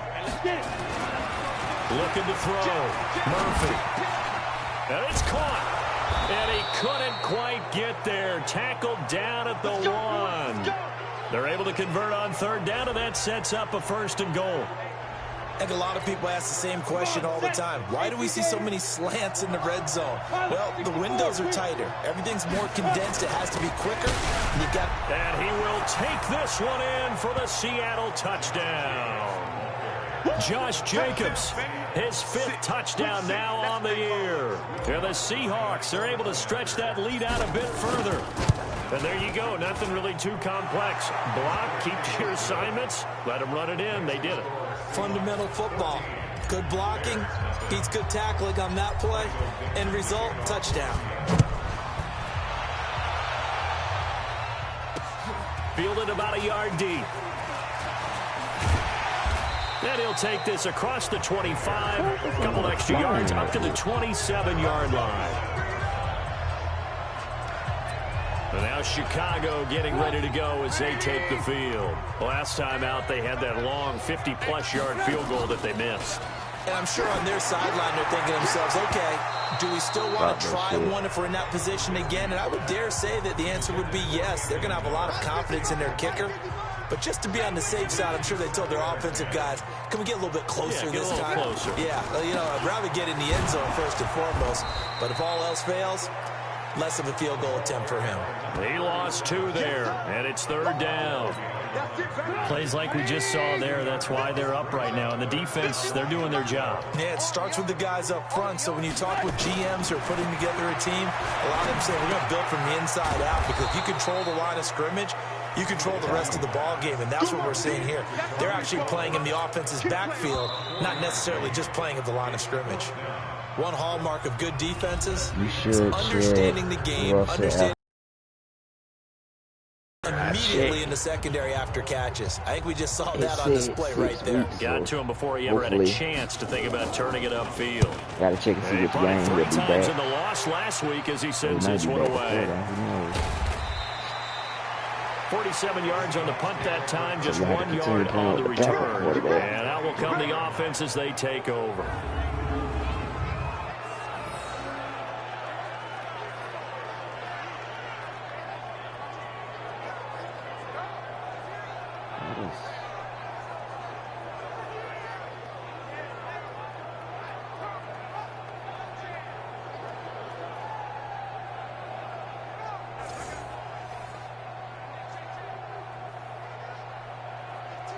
What the fuck? Restart this shit. And application fee closed and shit. Coming to the line here to begin their next drive, the Seahawks offense. It's been a good first half so far. They're up 14-0. Points here that could really put them in command before intermission. Yeah, and it's all well and good what they're seeing and how they're feeling right now. But this is the NFL. How many times have we watched 14-0 leads evaporate and quickly? So how have we seen them combat it? Continue to run your offense, but don't back off at all. Don't start looking at the clock. Don't start thinking about, hey, just take care of the football. Keep attacking. Usually the best way to maintain control. And they're going to get this beyond the 40 before he's taken down. That one, a gain of 20 and a first down. I fucking survived that shit. He ain't even got an ability or anything. Here's Murphy. Moving around with good footwork. Escaping the pressure right. That's a flag, bro. He couldn't hold on through the contact. Brings up second down. So second down, still 10 yards to go. Ball on the 43. Murphy to throw again. Eluding the pressure right. Oh, he's got a man wide open, complete. And they'll get this well past midfield before being stopped just before the 35. So into Bear territory now. This is 1st and 10 at the 36. Back to throw. Murphy flushed out right. And this is going to be been a flag, but he won the fight for the football. Away. And all the way in. Touchdown, Seattle. As his guys are in for 6. Here the Seahawks are able to stretch that lead out a bit further. And there they got him the ball. Just get it to him, let him do the rest. You know, he probably said that to his quarterback as he broke the huddle. I like the play call. Just get it to me. I'll take care of the rest of it. Helping out his rack, right? RAC. Run after catch, and he loves that, and he's going to carry that in at contract time.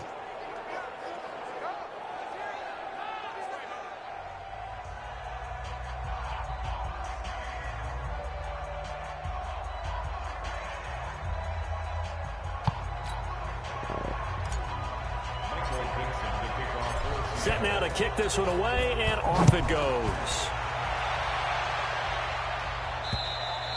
And this will not be returnable. It's out of the back of the end zone for a touchback. Here's the Chicago offense coming back out onto the field. And some dangerous territory. You're already down 3 scores. A 3-and-out here, or an inability to put any points up. This one might be over by half. Yeah, and what you also have to guard against is calling every play for a big shot downfield. You know, thinking you're going to get all these points back on one drive. You're not. And last time I looked, it's still the first half. I'm not saying you have ultimate patience here, but you also don't have to go ahead and force everything. Trubisky brings the Bears up 1st and 10 at their 25-yard line. They'll start with a give to Cohen, and not much to speak of. Call it a 1-yard gain up to the 26. Here's 2nd and 9, just a yard on that last run. I dare your ass to throw it. I got something for you. And he'll give it here to his running back. And he'll fight forward to about the 27-yard line. The Bears on 3rd down. Just 1 for 3 thus far. This is 3rd and 8. From the shotgun is Trubisky. Oh, he got him my fucking way. I had a pick right there. And he is down deep into Seattle territory. They're able to convert on 3rd down, and that sets up a 1st and goal. Well, partner, I'm not sure how this drive's going to end, but how about the way they flip field position there? A nice attacking play that picked up a heck of a chunk of yardage. And the stop will come inside the 5 at the 4. A good run of 6 yards there. Gets him closer to the goal line with 2nd down coming up. 2nd and goal from inside the 5.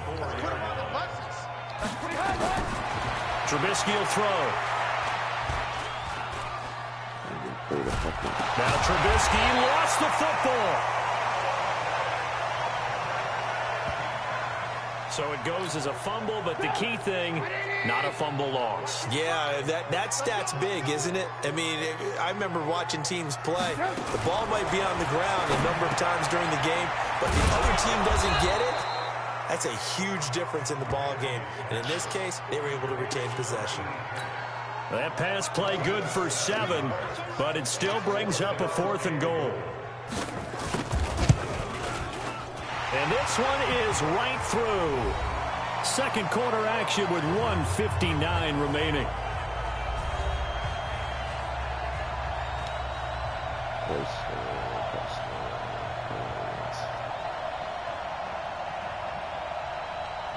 And we'll remind you that coming up at halftime, we'll join Jonathan Coachman and the gang in Orlando. Coach will have stats and scores from the early games going on here around the NFL. This will be fielded at the 6. And he'll take this across the 25, couple extra yards up to the 27-yard line. The Seahawks offense now, they get ready to come back onto the field. And the ledger for them so far looks pretty good, doesn't it? It certainly does. Touchdown, touchdown, touchdown. Not sure it can be much better than that. They've got to feel very good about the groove that they're in at this stage of the game.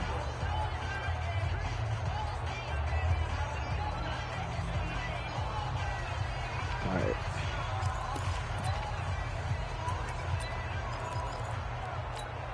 On the double. Black spot forward. Here we go. Here we go. Here we go. Snap.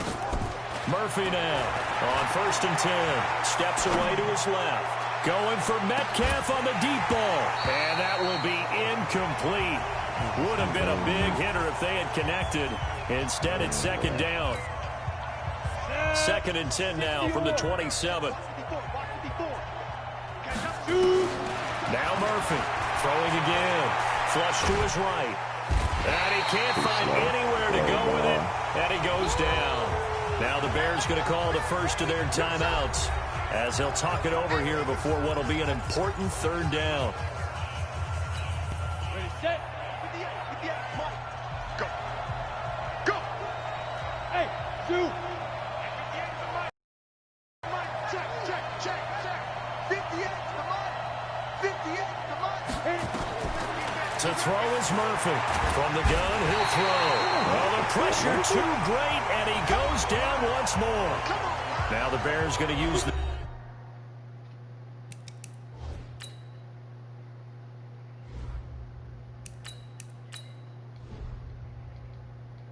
second of their timeouts as they'll head to the sideline and talk over what to do next. On 4th down, ready to punt, Michael Dixon. He steps into this one, and this is a rocket. This is taken at about the 14. You bitch. So a change of possession here on the punt, and the Bears take over. Here we go. There again is the running back as he trots onto the field. He's just been looking for some space. Yeah, I'm not going to pin it on him or the offensive line, but they need to get this run game going better. Sometimes you just have to credit the defense. They came in with a plan themselves. So I think now you try to mix things up a little bit. Get the ball in the hands of some other people, find some other playmakers, but always let the defense believe that he's still a threat. I was going to say, don't forget about him. No, don't take him totally out of the game. Never make the mistake that the slot receivers, especially the little guys that we're watching here, are just quicker than fast. A lot of them combine quickness and speed, and they catch a lot of footballs, as we just saw there. They come up now 3rd and 5 following the incomplete pass. Out of the gun, Trubisky. It's hauled in by Ellington. And he'll be taken down, but not before he gets into enemy territory. They'll throw on 1st down with Trubisky. And that's complete. It's Ellington.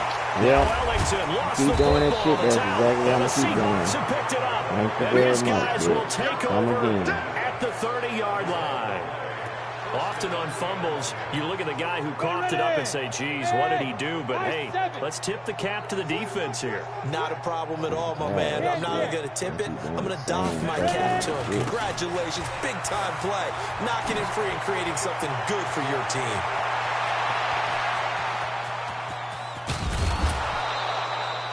A big play there just before halftime. 56 yards. So all of a sudden with that run, maybe now a chance for points here. It's a total mind shift, isn't it? Because what you were saying before was, hey, let's just get out of here, get the half over with. Instead, we can get some points now.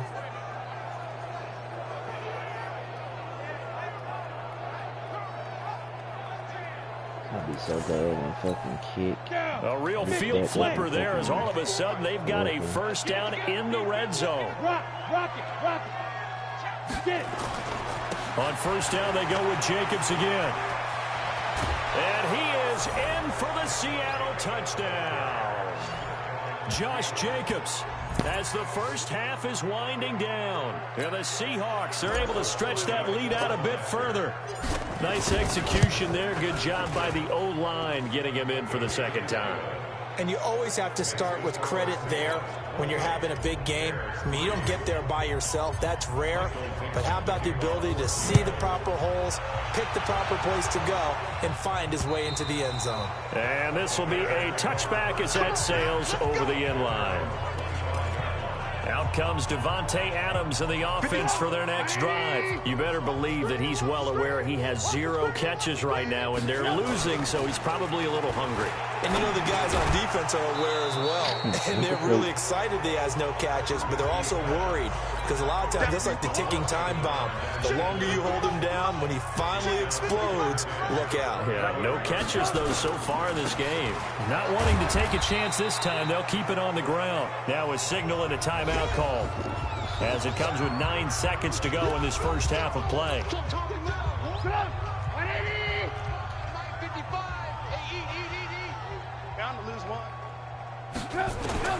From the gun on third down, it's Trubisky. Caught. It's Ellington. And he will have a first down as they get him to the ground at the 37. We have hit halftime. Still 2 more quarters to go. We'll take a timeout. We'll be back after this. You're watching the NFL, and it's on EA Sports. It's in the game. All right, Brandon, thanks. A few teams starting to rise to the top as it's time to take you around the NFL here in Week 6. We'll begin at Paul Brown Stadium as Oakland has come east to take on Cincinnati. And they are seconds away from halftime, all tied in that one. From there, we head down to sunny Miami to check on the Dolphins at home at Hard Rock Stadium. And things didn't work out for them as they fall to the visiting Philadelphia Eagles. 24-13, the final score. Finally, let's get up to the place they call Titletown, Green Bay, Wisconsin, to see what's happening with the Packers. In that matchup, all even in their battle with the Kansas City Chiefs. Meanwhile, in our game, it's been a back-and-forth first half. Who can put it together in the second half? For the answer, we turn it back over to our broadcast team of Brandon Godden and Charles Davis. All right, Coach, thank you, and we welcome everyone back for quarter number 3.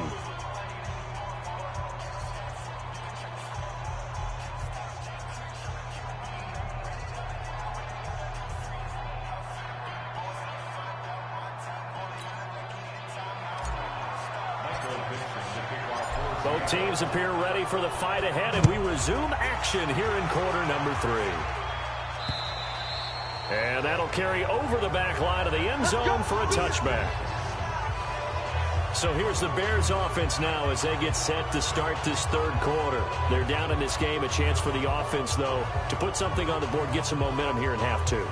Try and get things kick-started for them. And you know at the half, they discussed how they were going to get that done. This is where scripting comes into play a lot of the time. How many plays do you script coming out of the second? Most of the time in the first half, you're scripting 12 to 16. I think in the second half, you're really scripting more like 8 to 10. Kind of a starter or an opener, whatever terminology they use. Just something to get you off to a quick start. And now a throw on first down there, but it's incomplete. We saw this a lot in the first half, and it continues. These receivers just not able to get much separation. So that means they have to win the 50-50 balls. They've got to go up with the defender and find a way to start coming down with him. And this time, contact and another incomplete pass.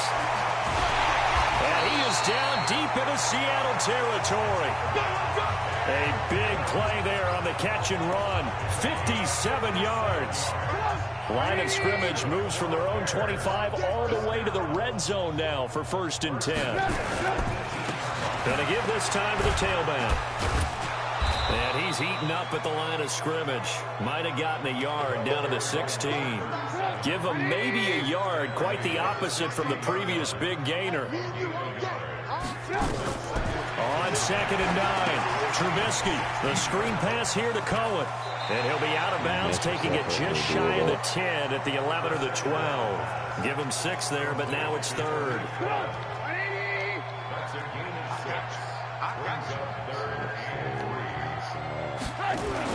Trubisky now to throw on third down. Open man is Miller. He's got it. And he has the first down before he's tackled at the 5.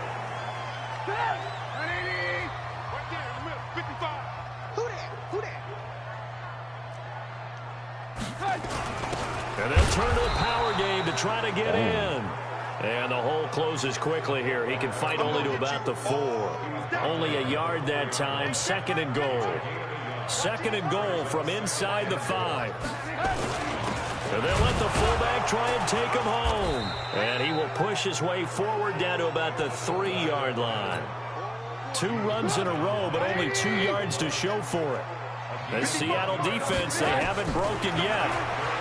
Coming up here on a third. Got his man, and it's caught for a Chicago touchdown.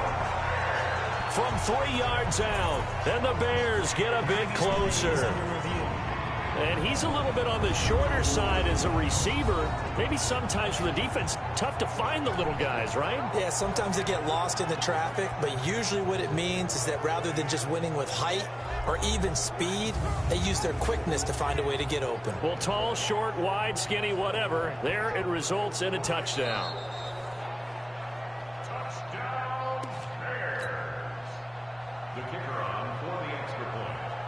It took them an extra look, but they found out it is a touchdown indeed. The official says this one counts. Point after, right down the middle. And the lead is down to 28-10. The kickoff unit is out on the field, and they will send this one away. This is taken at his 4. And a nifty return there as he's all the way up past the 40-yard line. Any return that gets you to midfield is a great return. 1 first down, and you're almost in field goal position. Coming to the line here to begin their next drive, the Seahawks offense. And they will simply, Charles, be looking to duplicate what they did last drive when they were able to push it in for 6. And they hope it'll be that easy, right? To be able to take exactly what happened before, replicate it. They may have to make a few additional changes along the way because I'm sure the defense will make some adjustments, but they've got to have great confidence having scored the last time out. They'll look to throw, escaping the pressure right. This one into the hands of Metcalf. A good pickup there, a 22. And a good quarterback facing zone coverage. If he has just a little bit of time to survey the scene, that's what's going to happen. No doubt about it. If there's no pressure, he's going to continue to pick them apart because he'll have all that time to find someone open downfield. You can only cover for so long. So maybe they want to go to a zone blitz scheme, get a little bit more pressure. And he can't find a receiver, and he's brought down.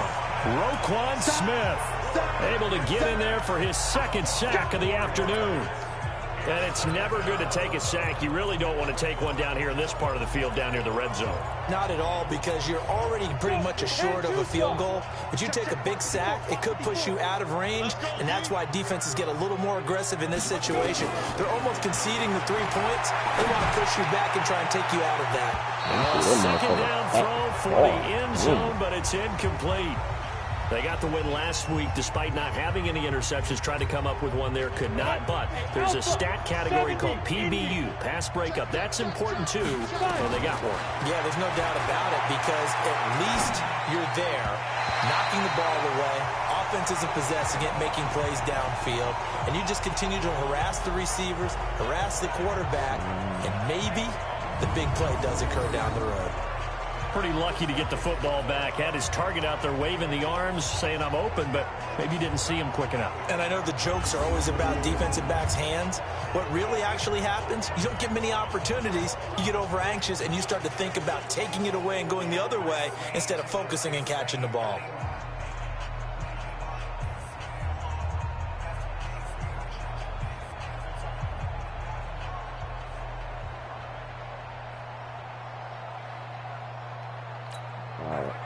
Now Lutz for the field goal try. From the right hash, it's a 41-yard attempt. And the 11-year veteran bangs it through, and that will stretch the lead up to 3 touchdowns. Now it's a 21-point game. So a good kick there to polish off the drive with 3 points. Yeah, coaches always talk about finishing a drive with a kick. 2 of them give you points, either an extra point or in this case, a field goal. And they will not get a chance to return this one as it's through the end zone for a touchback. Mitchell Trubisky and the Bears set to begin their next drive. He's been pretty solid, pretty consistent, just the one touchdown pass, but I think he's managed the game well, no? I would agree with you, and that's what you're looking for out of your field leader, making sure that you're playing well and not making any big mistakes. Oftentimes, that's how you're judged. How big a mistake and when it occurs. No interception so far. They'll like that. I just want you to know that you agreeing with me, that's going to get me through this third and fourth quarter. Are you touched? He's patting his heart, boys and girls. He's touched. Respect. The run got 4. Now they deal with a 2nd and 6. Now it's Trubisky. He completes this into the hands of Miller. And he is down deep into Seattle territory. A big play there on the catch and run. And even 60 yards. We know he's good at catching the football, but then after the catch, he's got escapability. Not only that, he's got some toughness as well, because you know he's coached very hard to make sure he battles through, breaks tackles, and then they finish with, but don't fumble the football. And he will maneuver his way down to about the 7. The excellent play last time is followed by a much more routine gain of 3. Every team we ever talk to that continues to run the ball in a game, even when they haven't had much success, all talks about attrition, don't they? If you keep running it, eventually good things are likely to happen. It's been a hard go in this game today, hasn't it? Yeah, this defense, they met pretty much every challenge in front of them this afternoon. They're still trying to run the ball, but they're not finding much space. Now, here's a look for the end zone, but that one's going to wind up incomplete. Devontae Adams, the intended receiver. 3rd down here. I'm going to need some help with this one. How did he miss him? Wide open in the end zone. He's not hurried. He's not hit. And somehow, incomplete? Yeah. What happened? During film study, that's one where he's just going to shake his head, not be able to believe it. 6 points go by the wayside on that one. This is caught. And he takes this down to about the 2 before going out of bounds. Just a 5-yard pickup, and it leads to 4th down. So much about offense is what you call hidden yardage. You know, you throw the ball to someone, they catch it, and then they can make a big play. You know, they create a play, run after catch. They did a really nice job there of limiting that and keeping him from a 1st down. Yeah, stopped him in his tracks.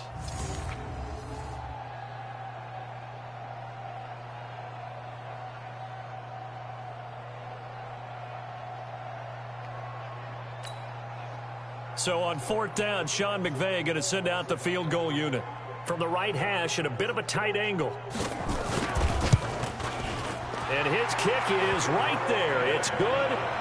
And the deficit drops now from 21 down to 18. So it's an old-school extra point that counts 3 times. It's certainly a disappointment they weren't able to get it in the end zone. Yeah, I can just imagine post-game, head coach looking at the box score, 19-yard field goal, grimacing a little bit, but having to realize that at that moment, getting 3 points was vital. Go ahead and get the points, put them on the board. This fielded at the 2. And he's up across the 25 and down at the 28-yard line. So here are the Seahawks ready to take over on offense. They're working on a 4-game winning streak, and they lead this one as well right now as they start 1st and 10. Here we go. 8-3. They'll come out throwing here on 1st down.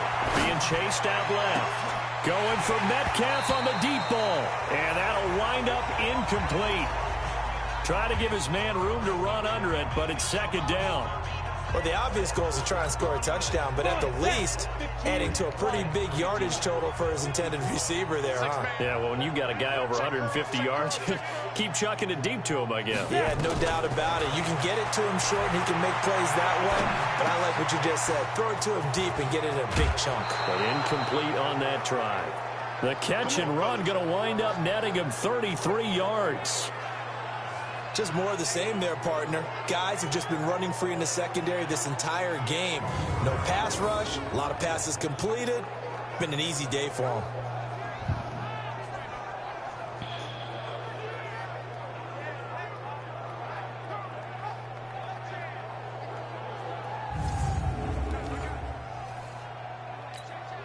So how about that for a chain mover? They're all the way down inside the 40 now for 1st and 10. They'll set up to throw. Sliding out. And a big loss here as he's taken down. So after the sack, a scenario you certainly don't work on too often. 2nd and 24.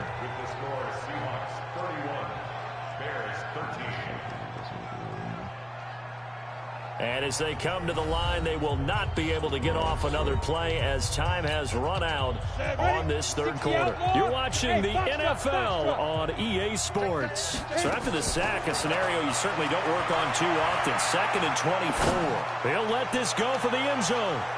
That's going to be knocked away and incomplete.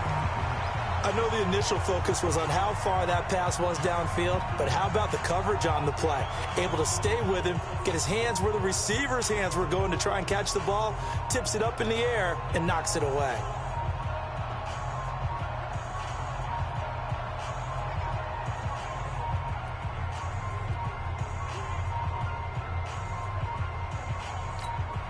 The Seahawks on 3rd down. Just 1 for 3 thus far. This will be 3rd and forever. Hey, Delta.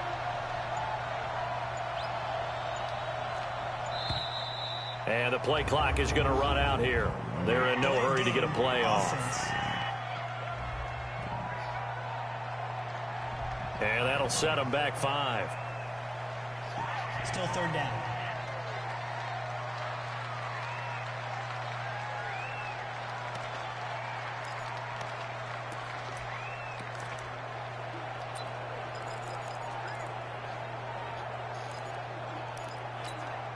After the delay, they're backed up even further for 3rd and long.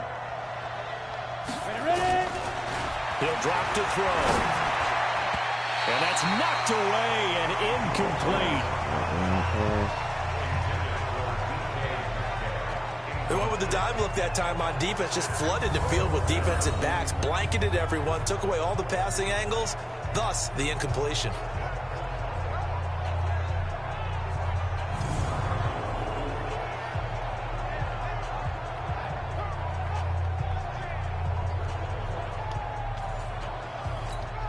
Now here's Michael Dixon as he'll punt it away for the 2nd time.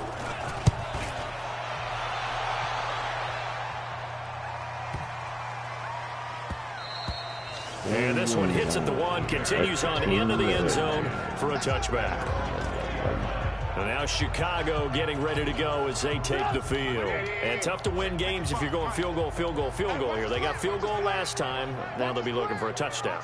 We're looking for the big chunk now because, as you noted, the field goal way of doing it makes it that much harder and puts more pressure on every possession for you now. Go ahead and get 6 and feel a lot more comfortable about the position they're in. Bigger chunks. We'll see if they can get the score.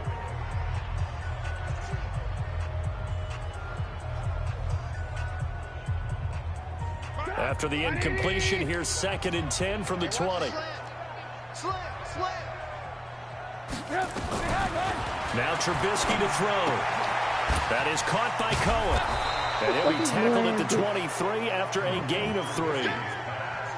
I know most of the time when the ball's in the air, you're thinking wide receiver, tight end, but running backs, they can be a big part of any passing offense nowadays. The Bears on 3rd down. They're hitting at 60%, 6 out of 10 thus far. This is 3rd and 7. Draw play here. Trubisky gives to Cohen. And he's going to be taken down about a yard shy of the 1st at the 29. It's a 6-yard gain, and it leaves them looking at a 4th down. Their already slim hopes are going to ride on this one. They'll go on 4th down. They're going on 4th down. It's Trubisky. And that's complete. It's Allington.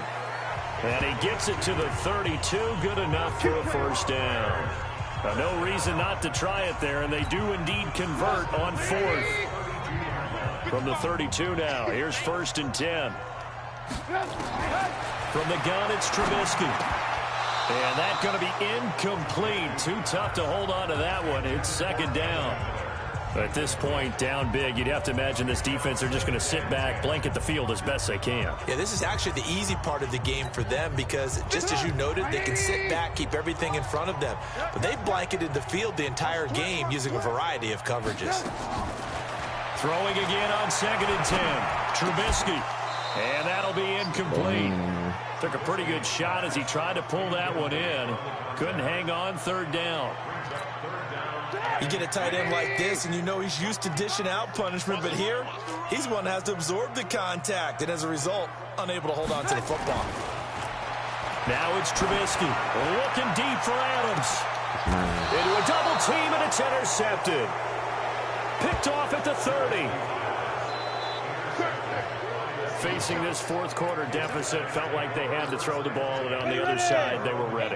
No doubt about it. They're playing situational football. They look at the clock, they know the lead that they have, and all they're doing is playing pass on every down. Playing the pass, picking it off, and now big time in the driver's seat. 5 yards on the carry. Good pickup on 1st down.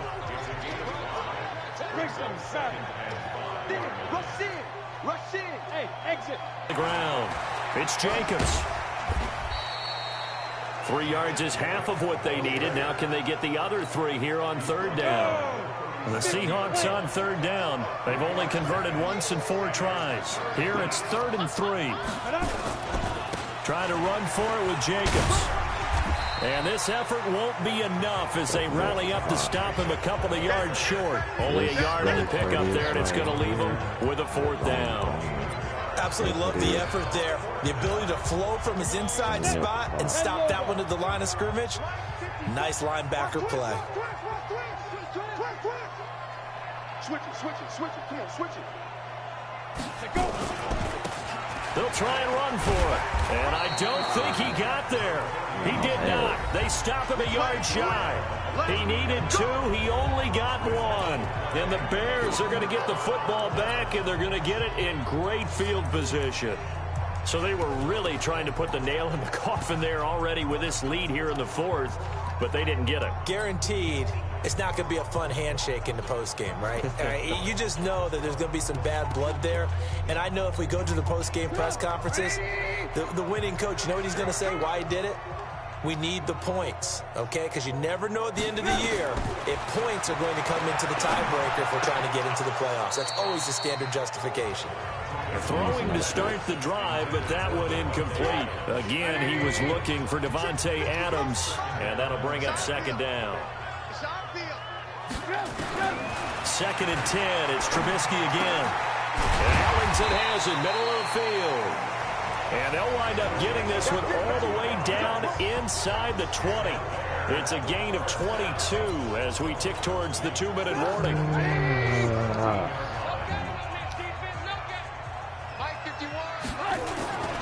They'll run on 1st down. Hampton. He will push his way down to about the 14.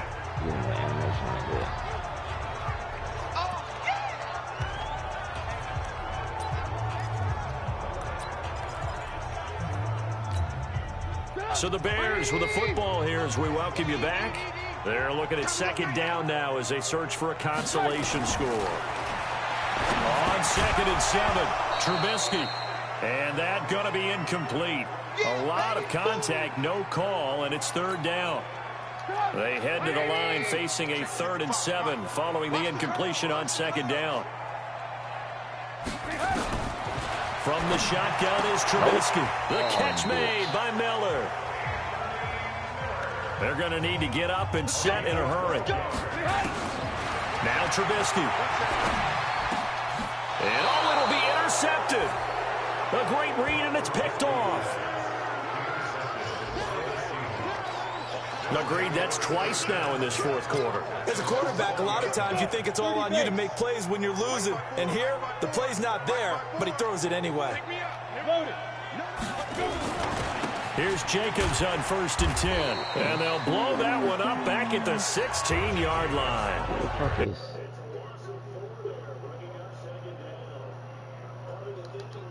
Tight ends, you're hoping that each of your guys gets those one-on-one blocks and creates a crease for your runner. You know what the converse is, though? You've got to win those one-on-one blocks, and when you don't, that's the result you end up with.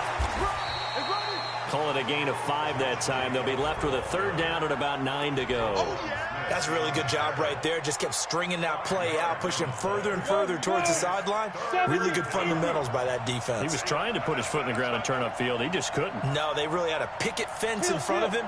No room to find to get upfield. On 3rd down, here comes Jacobs.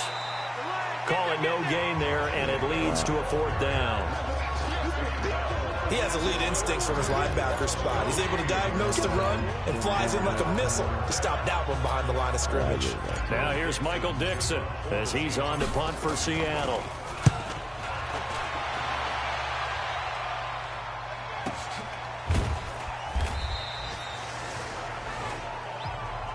Officially, that'll go as a 52-yard punt. Not too shabby. And control of the football, switching hands here with very little time remaining in this contest. Trying to shake off the interception from the last drive. He'll look to throw. They'll find Miller. That's complete. And he'll be taken down, but not before they work it across midfield. And a timeout comes in. The whistles blow with 3 seconds remaining. One last shot for Trubisky. Now a desperation throw deep downfield. And that will be incomplete as time has run out on this football game. Well, Charles, it's great to win at home in the NFL. When you win on the road, it's a little extra special, isn't it? It is because, let's face it, in most cases, you're not expected to go on the road and win in the National Football League. It just doesn't usually compute. So to get out there, get that done, and then head back to your city with one in the victory column, oh, that's a fantastic feel.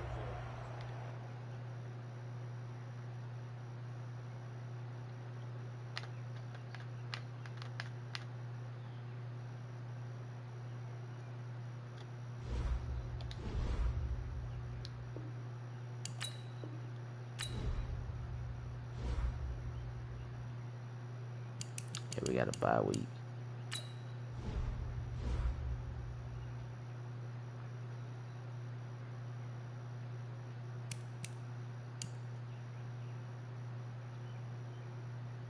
Two weeks. And 3 weeks.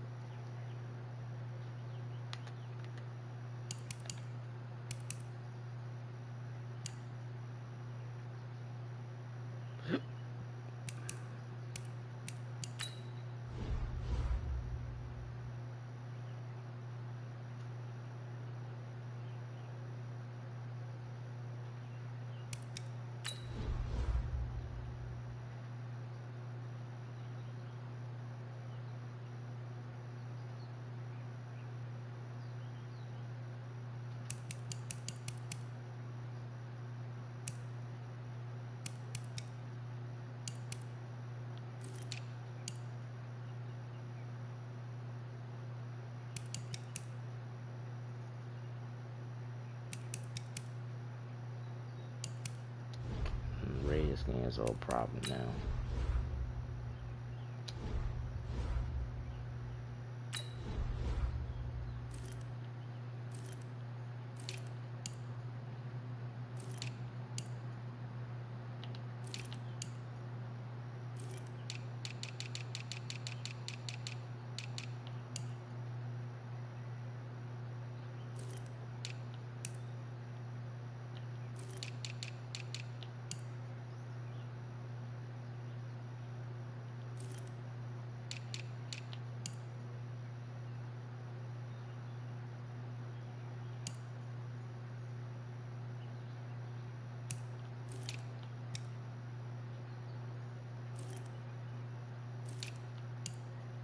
It's the highest passing rating.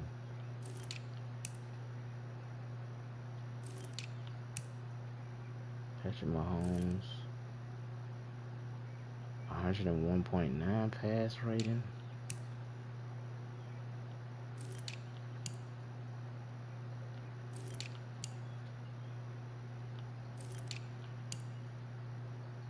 Andrew Luck, Sam Darnold.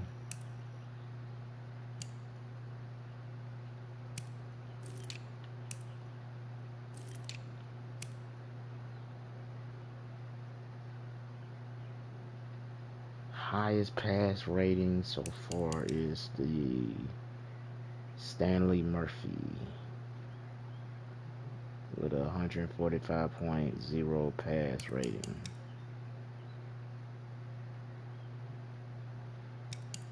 It's not bad.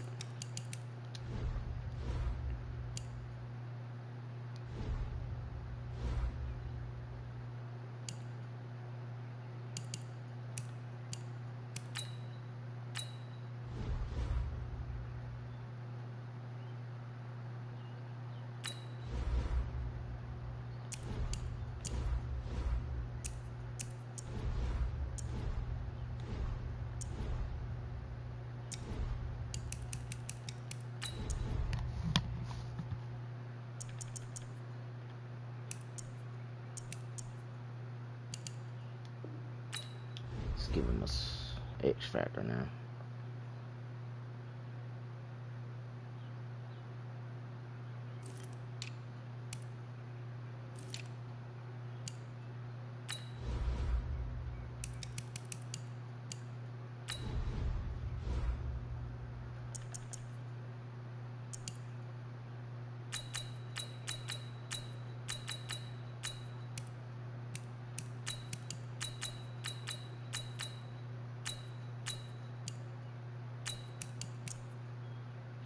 Tackle, trucking, I'm gonna need that, spin move,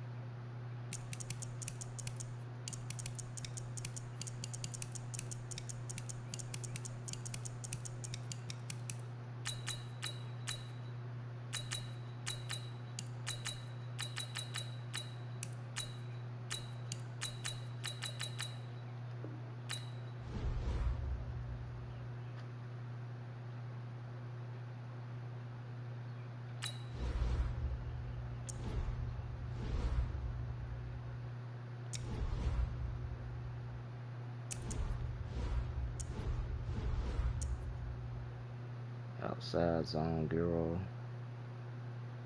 I meant. It's not bad.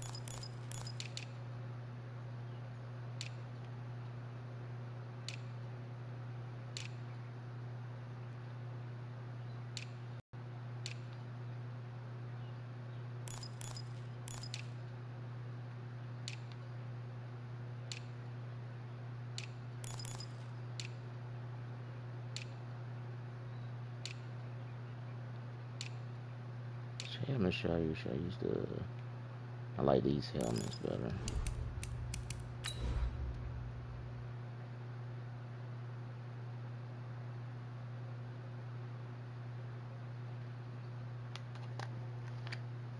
Stay undefeated, show up in the clutch, rush for 150 yards, total yards.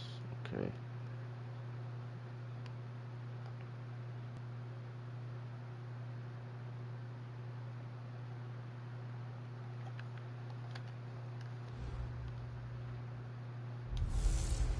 Hello, everybody. It's the coach. This is Madden 20.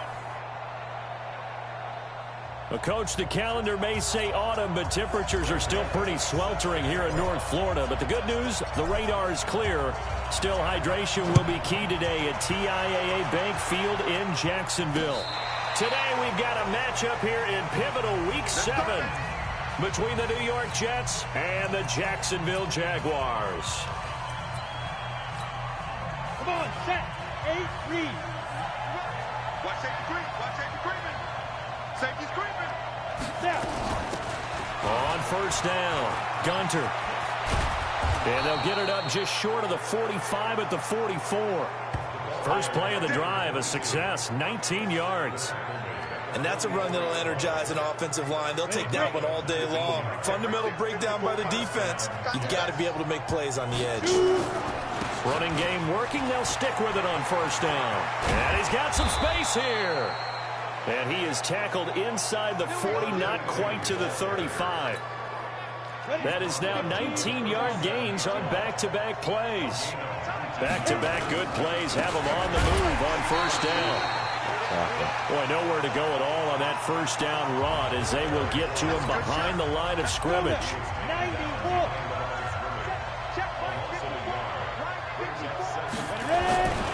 Looking to throw on second down. Cummins. And he will find his man on the outside. The reception good for 7. It's third down.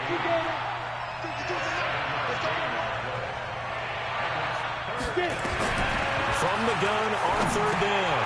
Cummins. Now he'll dump it underneath to his running back. Complete. They get 6 on the pickup there as the drive continues. Nice job keeping that opening drive alive, and they're in plus territory, that part of the field where you really want to convert on third down. They did. Big-time pickup for them, and now I think the aggressive play callers think to themselves, this part of the field, I take my shot at the end zone, because the closer you get to the end zone, the field gets condensed. It makes it a lot tougher to run those routes. You still got a chance to actually run past people right now. Take your shot at the end zone early in the down and distance count.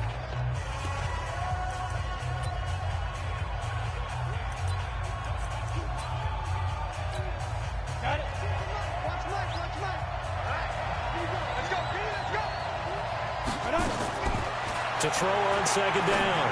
Cummins. And he will find his man on the end route. Complete. 9 yards to pick up there, and it's a first down.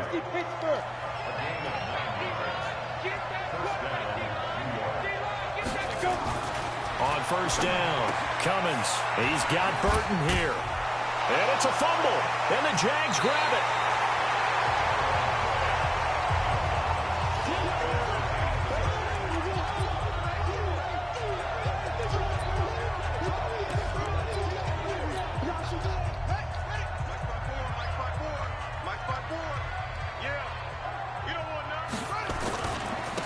First carry now. This is Hill. And some space here.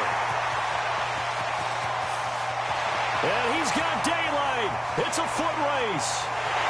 Touchdown, Jaguars. A big play there. 97 yards. As his guys are able to strike first here in this opening quarter. Well, that's how you take advantage of an early turnover. A sudden change situation, meaning ball's turned over. How's both sides going to handle it? One side handled it way better. They went right out on the field and put the ball in the end zone. One play, that just added insult to injury. Yeah, that just tells you on the defensive side, they didn't come out ready to go, still reeling from the fact that the ball got turned over. And this will not be returnable. It's out of the back of the end zone for a touchback.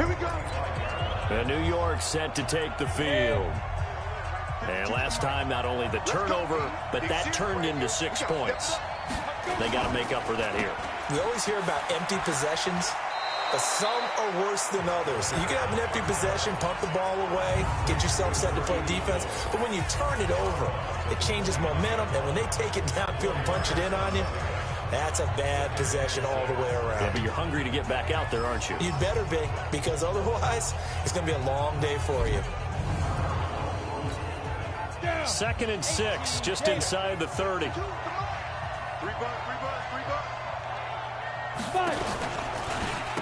Now again, right side, Gunter, and he is met in his tracks behind the line of scrimmage. The tally there, -2 yards, brings up 3rd down. To throw on 3rd down, Cummins. And he fires one that's intercepted. Read it well, and it's picked. And he will take this one home. It's a touchdown. Now this defense looking like they have come to play the pick six, and just like that, it's 13-0 early on. Well, go back with me to our training camp visit. What do we hear during these drills? Pass. Ball's in the air. And then my favorite. Oski. That's the interception. That means everybody finds someone to block them legally, stay on your feet, and they get it done. Touchdown. Extra point up and through. And it's now 14-0.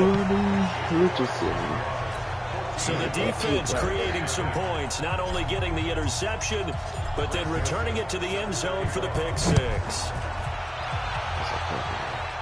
This will be fielded on the back line of the end zone. Now we get a peek at the captain of this offense heading back out there. And now, Charles, this becomes a pretty important second drive for them. They're already down a pair of scores here in the first quarter. As you noted, they're down 2 scores, and to me, they're down a possession or a service break if this were tennis, right? Because they just gave one up. Only their second drive now. Run their offense, try and get back into the game that way, and then look for some help from their defense. Trying to forget about that pick six last time out. On second down, Gunter. Trying to get out wide, but he's going to be tackled right near the line of scrimmage. Call it no gain there, and it brings forth a 3rd and long.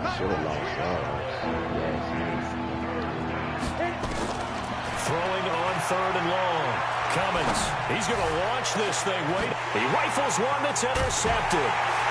Picked off with great anticipation. And the return will be stopped at the 34-yard line. Second interception for him now here in this first half. And you got to think he's a rookie, Charles. How much does confidence start to become a factor? I think that's a great question, because that's what they're going to check on when he gets to the sidelines. The coach is going to check on, his teammates going to check on it, because when you haven't done it before, it's not something that's part of you. You got to see how you're going to react. Let's see how he bounces back. Yeah, because 2 interceptions for him in college and a half. I mean, that just didn't happen.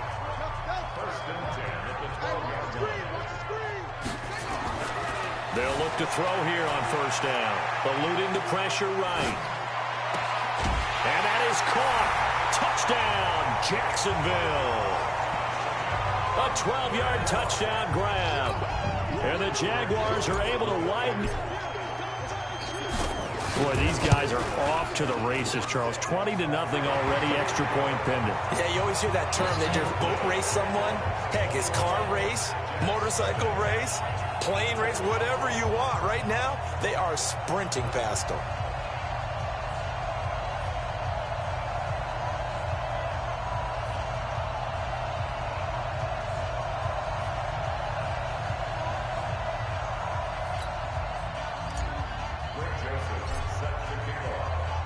Joseph now to kick this one away. This will be fielded on the back line of the end zone. Come on now, let's go. Our eyes shift to the defense of the Jaguars now. And a big reason. Jets offense coming up now to start their next drive. Here we go. Ready? They go back to the air here after the INT on the last drive. And he finds a man with a crossing route. And he's going to get a good gain of 9 here up to the 34. Maybe a good spot to take a shot. Here's 2nd and a yard from the 34. 21-0 our score after 1.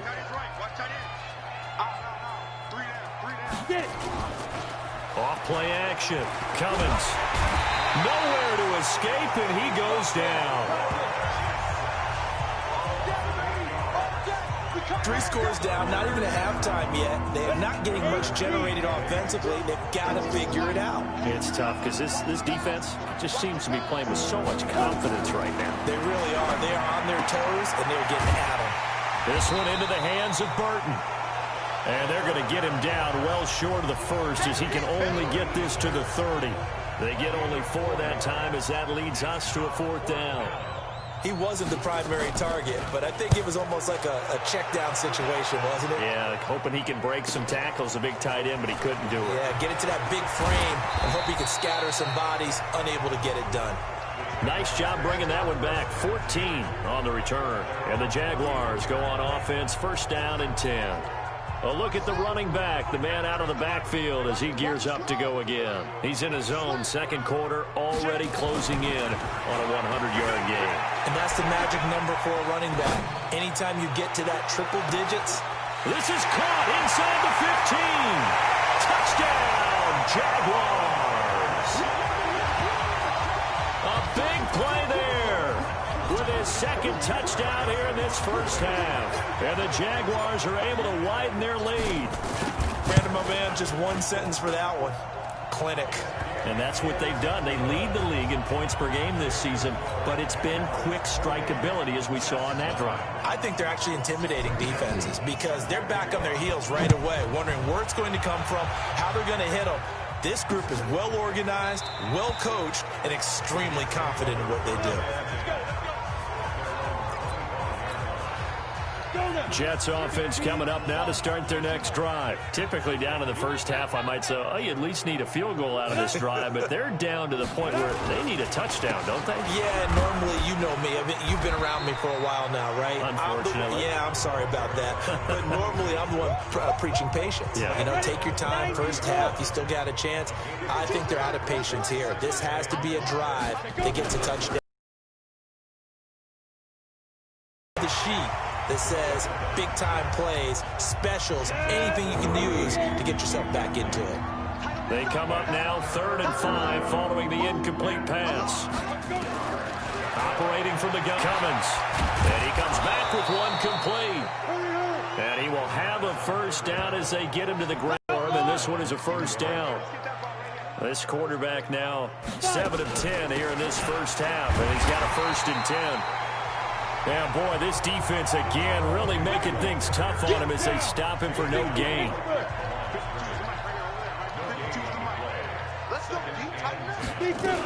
On 2nd down now. Gunter, and the hole closes quickly there. He gets maybe a couple up to the 38. The Jets on 3rd down, 2 for 5 to this point. This is 3rd and 9.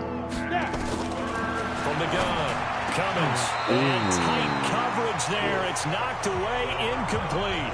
If he had a tip there, he would have picked that off. And based on my math, they've only converted 1 time thus far in this game, so you can see the frustration starting to come out a little bit. 3rd downs, they've been a problem for them all game. They've got to start becoming solutions. That one sails out of bounds. The side judge will walk it off. And he says it went out of bounds at the 9-yard line. Nice punt.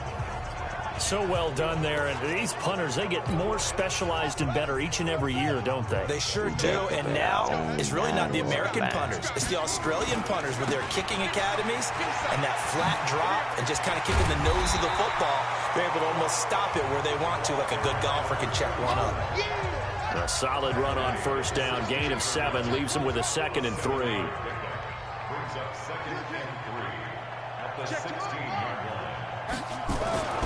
On 2nd down, Hill. And that closed up quickly there as he gets it up only to about the 17. Give him a yard on the run there, and that's going to set up a 3rd down and 2.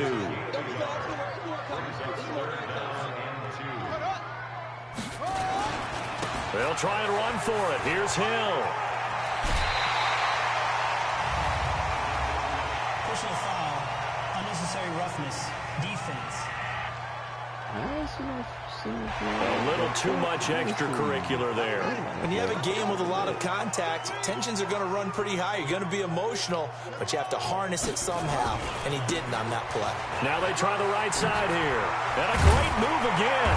And he'll be taken down, but not before he gets into enemy territory. 11 yards there for Jacksonville, and a first down as well.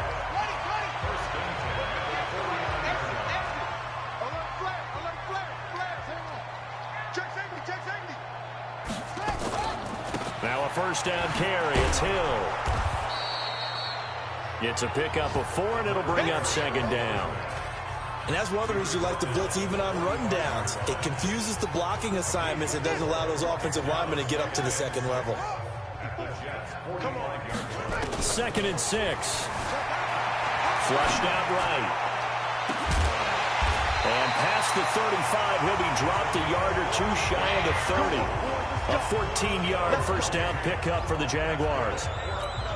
Talk about a big first half. Already has the 2 touchdowns, adding to his receiving total there and picking up the first down. He's coming off the line so fast. I think he's intimidating the defensive backs with his explosiveness, and he's chipping away at their confidence. And they do get him down, but not before he's able to slip it inside the 5-yard line. A good pickup there, 26 yards. A chance to really cap off a big first half here as they come up on 1st and goal. They'll try to pound it in with Hill. And that'll hurt the average a bit as this time they're able to get him behind the line. That's going to wind up a loss of a full 3 yards on first down. So we've come to halftime after a very one-sided beginning to this one. The second half upon us sooner than we bargained for. Week 7, second half. Let's do it. The Jaguars in possession of the lead, and they will get the football as we are underway in this second half. And a nice return sets him up pretty good here at the 30-yard line.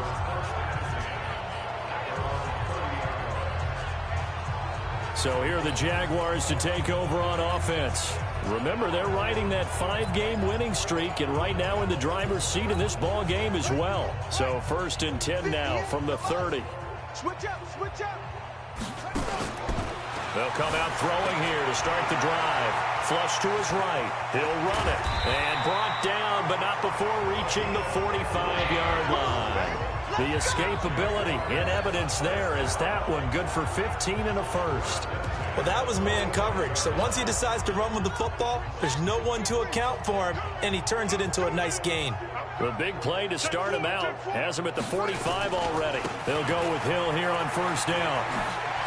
And taking it across midfield and inside the 45. 10 yards there. Good enough for a Jags first down. We don't talk about it very often, but sometimes there's a dip in intensity when you start the second half, which can manifest itself in some sloppy tackling. And how about right there? He ran right through that weak tackle attempt. And they'll try the jet sweep here. Room here to run. The 20. And they'll wind up getting this one all the way down inside the 20. That'll be marked as a 27-yard pickup. This is one of those plays that has an equal chance of either being a big gain or a big loss, but with the college influence, we're seeing more of these plays come into the NFL. Well, now they'll try the end around. And he'll take this one down near the 15. 2 yards on the carry there. It'll be second down.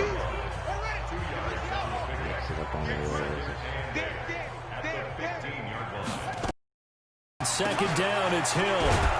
And he'll wind up losing yardage here back at the 21-yard line. They call that a loss of 6 yards. And it's third down now. It's a tough one right there. He ran right into the teeth of the blitz as the linebacker was freed up in order to stuff that one for a loss. I think quarterbacks got to see that. Got to find a way to audible into something a little more advantageous. Now on 3rd and long, they'll look to throw. And he takes it in. Touchdown, Jacksonville. From 21 yards away as his guys continue to pour it on. And this is obviously quite a performance. And most of the time when we talk about someone putting a team on their back, I think we're talking about a guy who runs the football. In this case, it's a guy out wide catching it, and he's done exactly that. truly leading his team right now towards victory. 3 touchdown catches. He's been the headliner. This is taken about 7 yards deep. And no run back here. This will be a touchback, and it comes out to the 25-yard line. Check 52's the mark. Check 52's the mark. Oh, shit. Here we go. They'll run on first down. Gunter. And he is going to be stopped cold behind the line of scrimmage. That sends him 2 yards in the wrong direction and leads to second down. First play of the drive goes the wrong way. Here's 2nd and 12. They'll keep it on the ground. Gunter. And he'll take this one up close to the 25-yard line. After getting stuffed on first down, not much better there. 2-yard gain. Sometimes your philosophies get challenged at times you don't want them to. They did try to stick to the running game on the first 2 plays. Didn't amount to much. And now facing a 3rd and long at the outset of this drive. Now a shot taken on 3rd down, but it's going to wind up incomplete. Sometimes it's just not your day. There's another failure right there on 3rd down. It ain't working out for you. On is the punt team now as this one's sent away. Watch out for Hill on the return. Oh, what a juke into space. 51 yards on the punt there. And possession will switch hands, 1st and 10. And out now comes Jacksonville as they get ready to go. And last time out, another touchdown. And I think there may be some empty seats around here by the time the 4th quarter comes around. Yeah, I have to agree with you because this one's just about decided. But you know who benefits from all those empty seats? You and me, trying to get to the airport. The roads will be fairly clear by the time we have to leave the booth. Yeah, give him 4 yards there. It'll be 2nd and 6. 3rd quarter and you've got the lead. You're not ready to go into that 4-minute offense to close the game out, but a running game can really benefit your team right now. Design run for their wideout. And he will force his way forward for a yard or 2, but I have a good feeling this will be coming back. Offense. That time, the right guard sending him backwards. And so many different types of guys rotate in on the defensive line now, depending on situations. You can get the bulky guy, the fast guy. No matter what, though, he can't hold him. He finds an opening past the 40. Almost unstoppable on the ground there as that one is good for 39. But he does it at a high level, doesn't he? Because when I watch him, I think of his vision. Straight ahead, peripheral. Also has that sense of where holes are going to be before they actually open. I think that helps set him apart from many of the other backs in the league. Give him 9 on the carry that time, and they're set up with a 2nd and 1.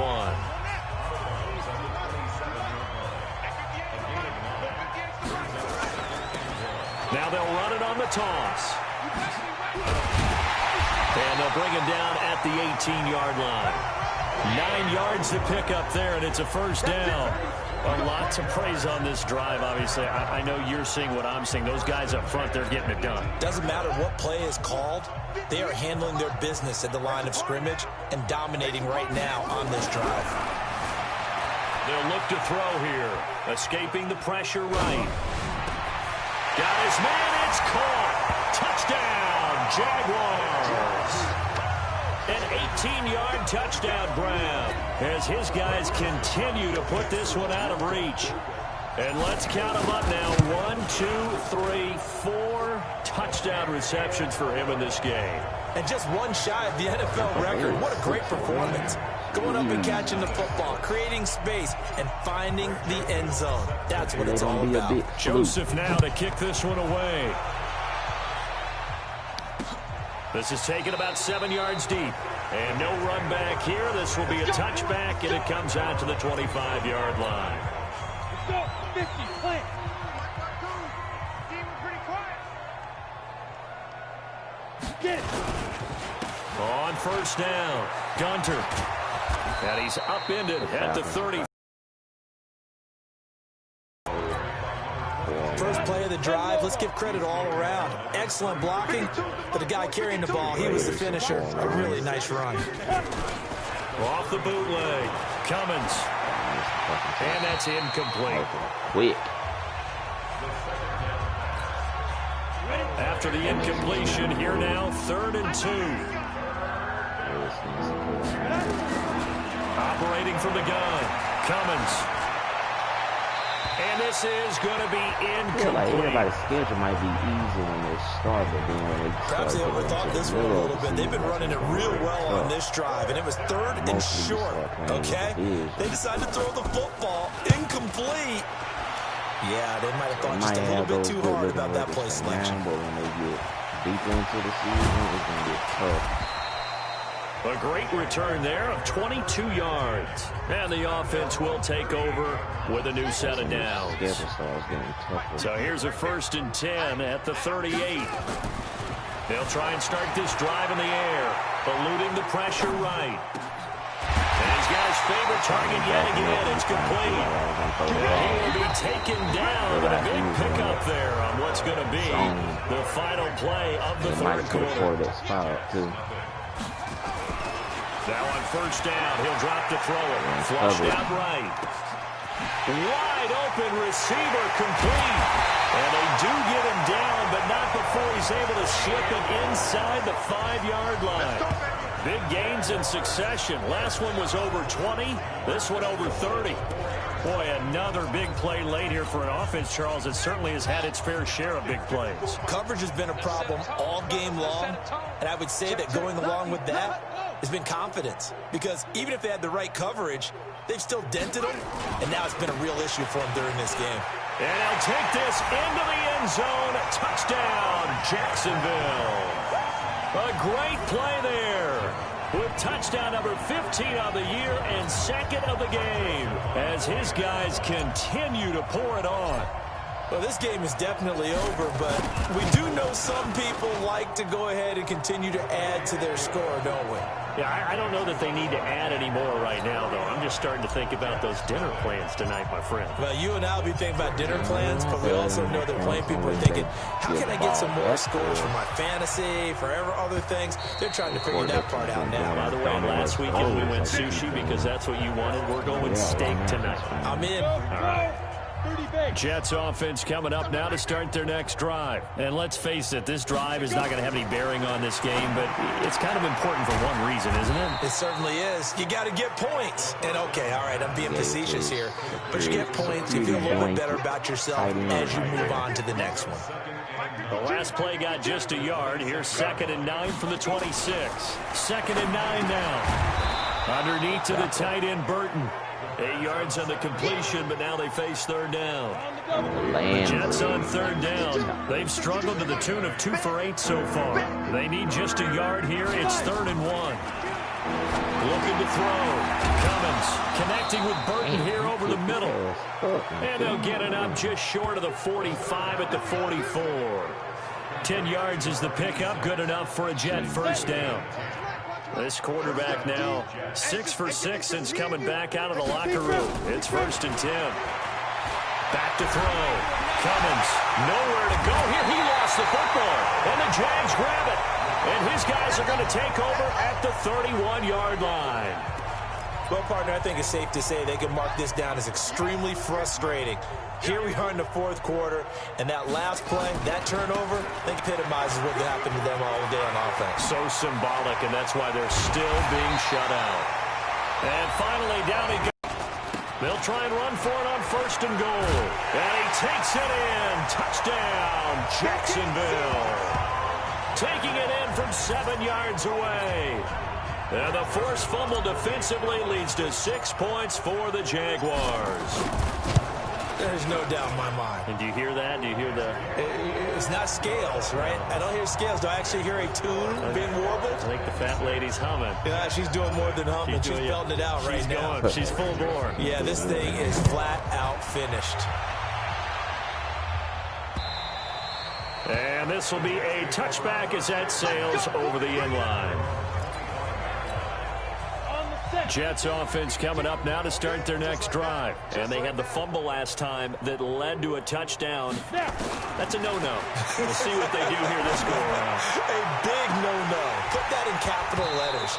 Turning it over. The other team takes it down and scores. That can be a deflator for a football team. Now it's up to the offense to get back out on the field and pick things up. They're out there. We'll see if they can pick those things back up.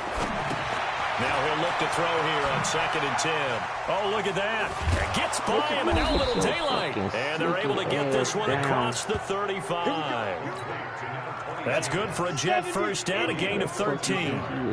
This quarterback now, a perfect 8 for 8 to start the second half. Not bad. 1st and 10.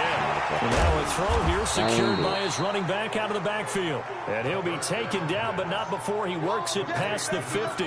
Give him 15 yards on that one, and the Jets move the chains. So in Jacksonville territory now. Here's a 1st and 10 at the 47. Here's a pass swung out left to his running back. And they go backwards here, losing yardage back at the 48-yard line. It'll be a loss of 1, and that'll bring up a 2nd and 11. That pass play wound up for negative yardage, so here's 2nd and 11. 2nd and 11. Now a loose football. The ball comes out. And did the Jaguars come up with it? They did.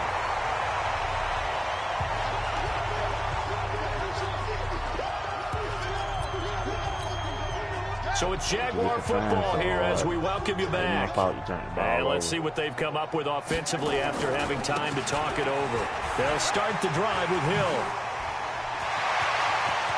And now off to the races down the right side. And he will get into the end zone. It's another touchdown. This thing is ugly. And for them, this train, it just keeps rolling, doesn't it? Well on their way to yet another victory. Yeah, it's almost a runaway, isn't it? And you just wonder how anyone can stop this. They got full momentum going, full confidence going. But it's not just their own confidence that's leading them. It's the lack of confidence against their opponents now, because they see them coming and think, we've got no shot to beat this team. So they hit pay dirt on just one play. The long run, the scamper, and a very nice scamper into the end zone for the touchdown. And that'll carry over the back line of the end zone for a touchback. And New York set to take the field. They are just obviously getting shellacked here in this one, Charles. What's the message if you're a coach for this final drive in a lopsided game like this? For a lot of coaches, be honest, don't forget, nowhere to escape, and he goes down. I don't care if you're taking it in round 1, you're undrafted, whatever. As a rookie quarterback in this league, you're going to have games where you face adversity like this. Lessons. All the time you're going to face these lessons. The key for this guy is will he be able to bounce back in the next one? Because right now, this has not been his game. That throw good for only a couple. It brings up 3rd down. Throwing on 3rd and long. Cummins. And he will not be able to hang on through the contact. It's incomplete. The coverage strong, and now it's 4th down. Another pass attempt, another incompletion. You figure defensively, you're in the 4th quarter here. You've held a team under 100 yards passing. You've done your job. Especially in today's NFL, which is truly a pass-first league.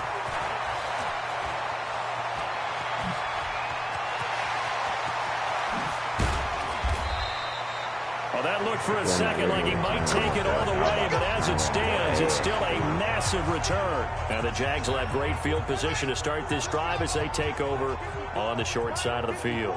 Line of scrimmage, the 31 now on 1st and 10. Flush to his right. Oh, there's that man again. It's complete. And down inside the 15 he goes. Right about 20 yards on the pickup. And officially, they'll say it's going to go for 19. Good game, New York.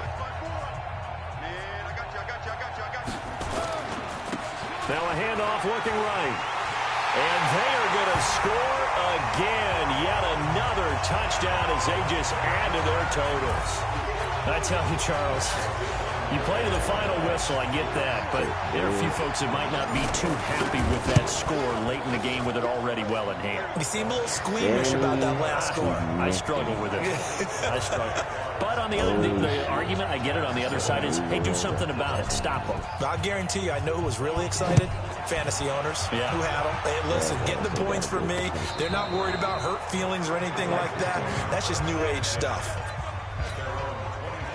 Jets offense coming up now to start their next drive. They are down big. They have not scored a single point. I don't know. Are they so defeated at this point you just want to get in the locker room and get the heck out of here? That is one way to approach it. Sometimes coaches say, that's it, okay? It hasn't worked all game. There's no sense in doing something now. Let's get out of here. No one gets hurt. But others will look at it and say, we still have an opportunity to do something. On the line. Exactly. You have pride on the line, execution as you look forward and get ready for your next game, and a message to your team. We're not going to quit. No matter what the battle is, we're going to finish this thing out. Now a deep ball there on second down, but it'll wind up incomplete. So this will be a win for Jacksonville. And I tell you what, Charles, this might be about as good as it gets. They were incredible. Yeah, offense was in fine form. The defense threw the shutout at them. I think they worked in concert together. What I like about the offense was they held the ball pretty well. You know, time of possession, exactly what they were looking for in this one, and that helped out their defense. Didn't have to be out there the entire time. So when you do that and you're out there fresh playing, off a little extra. Hold on. That's still 3 people watching and the screen is black.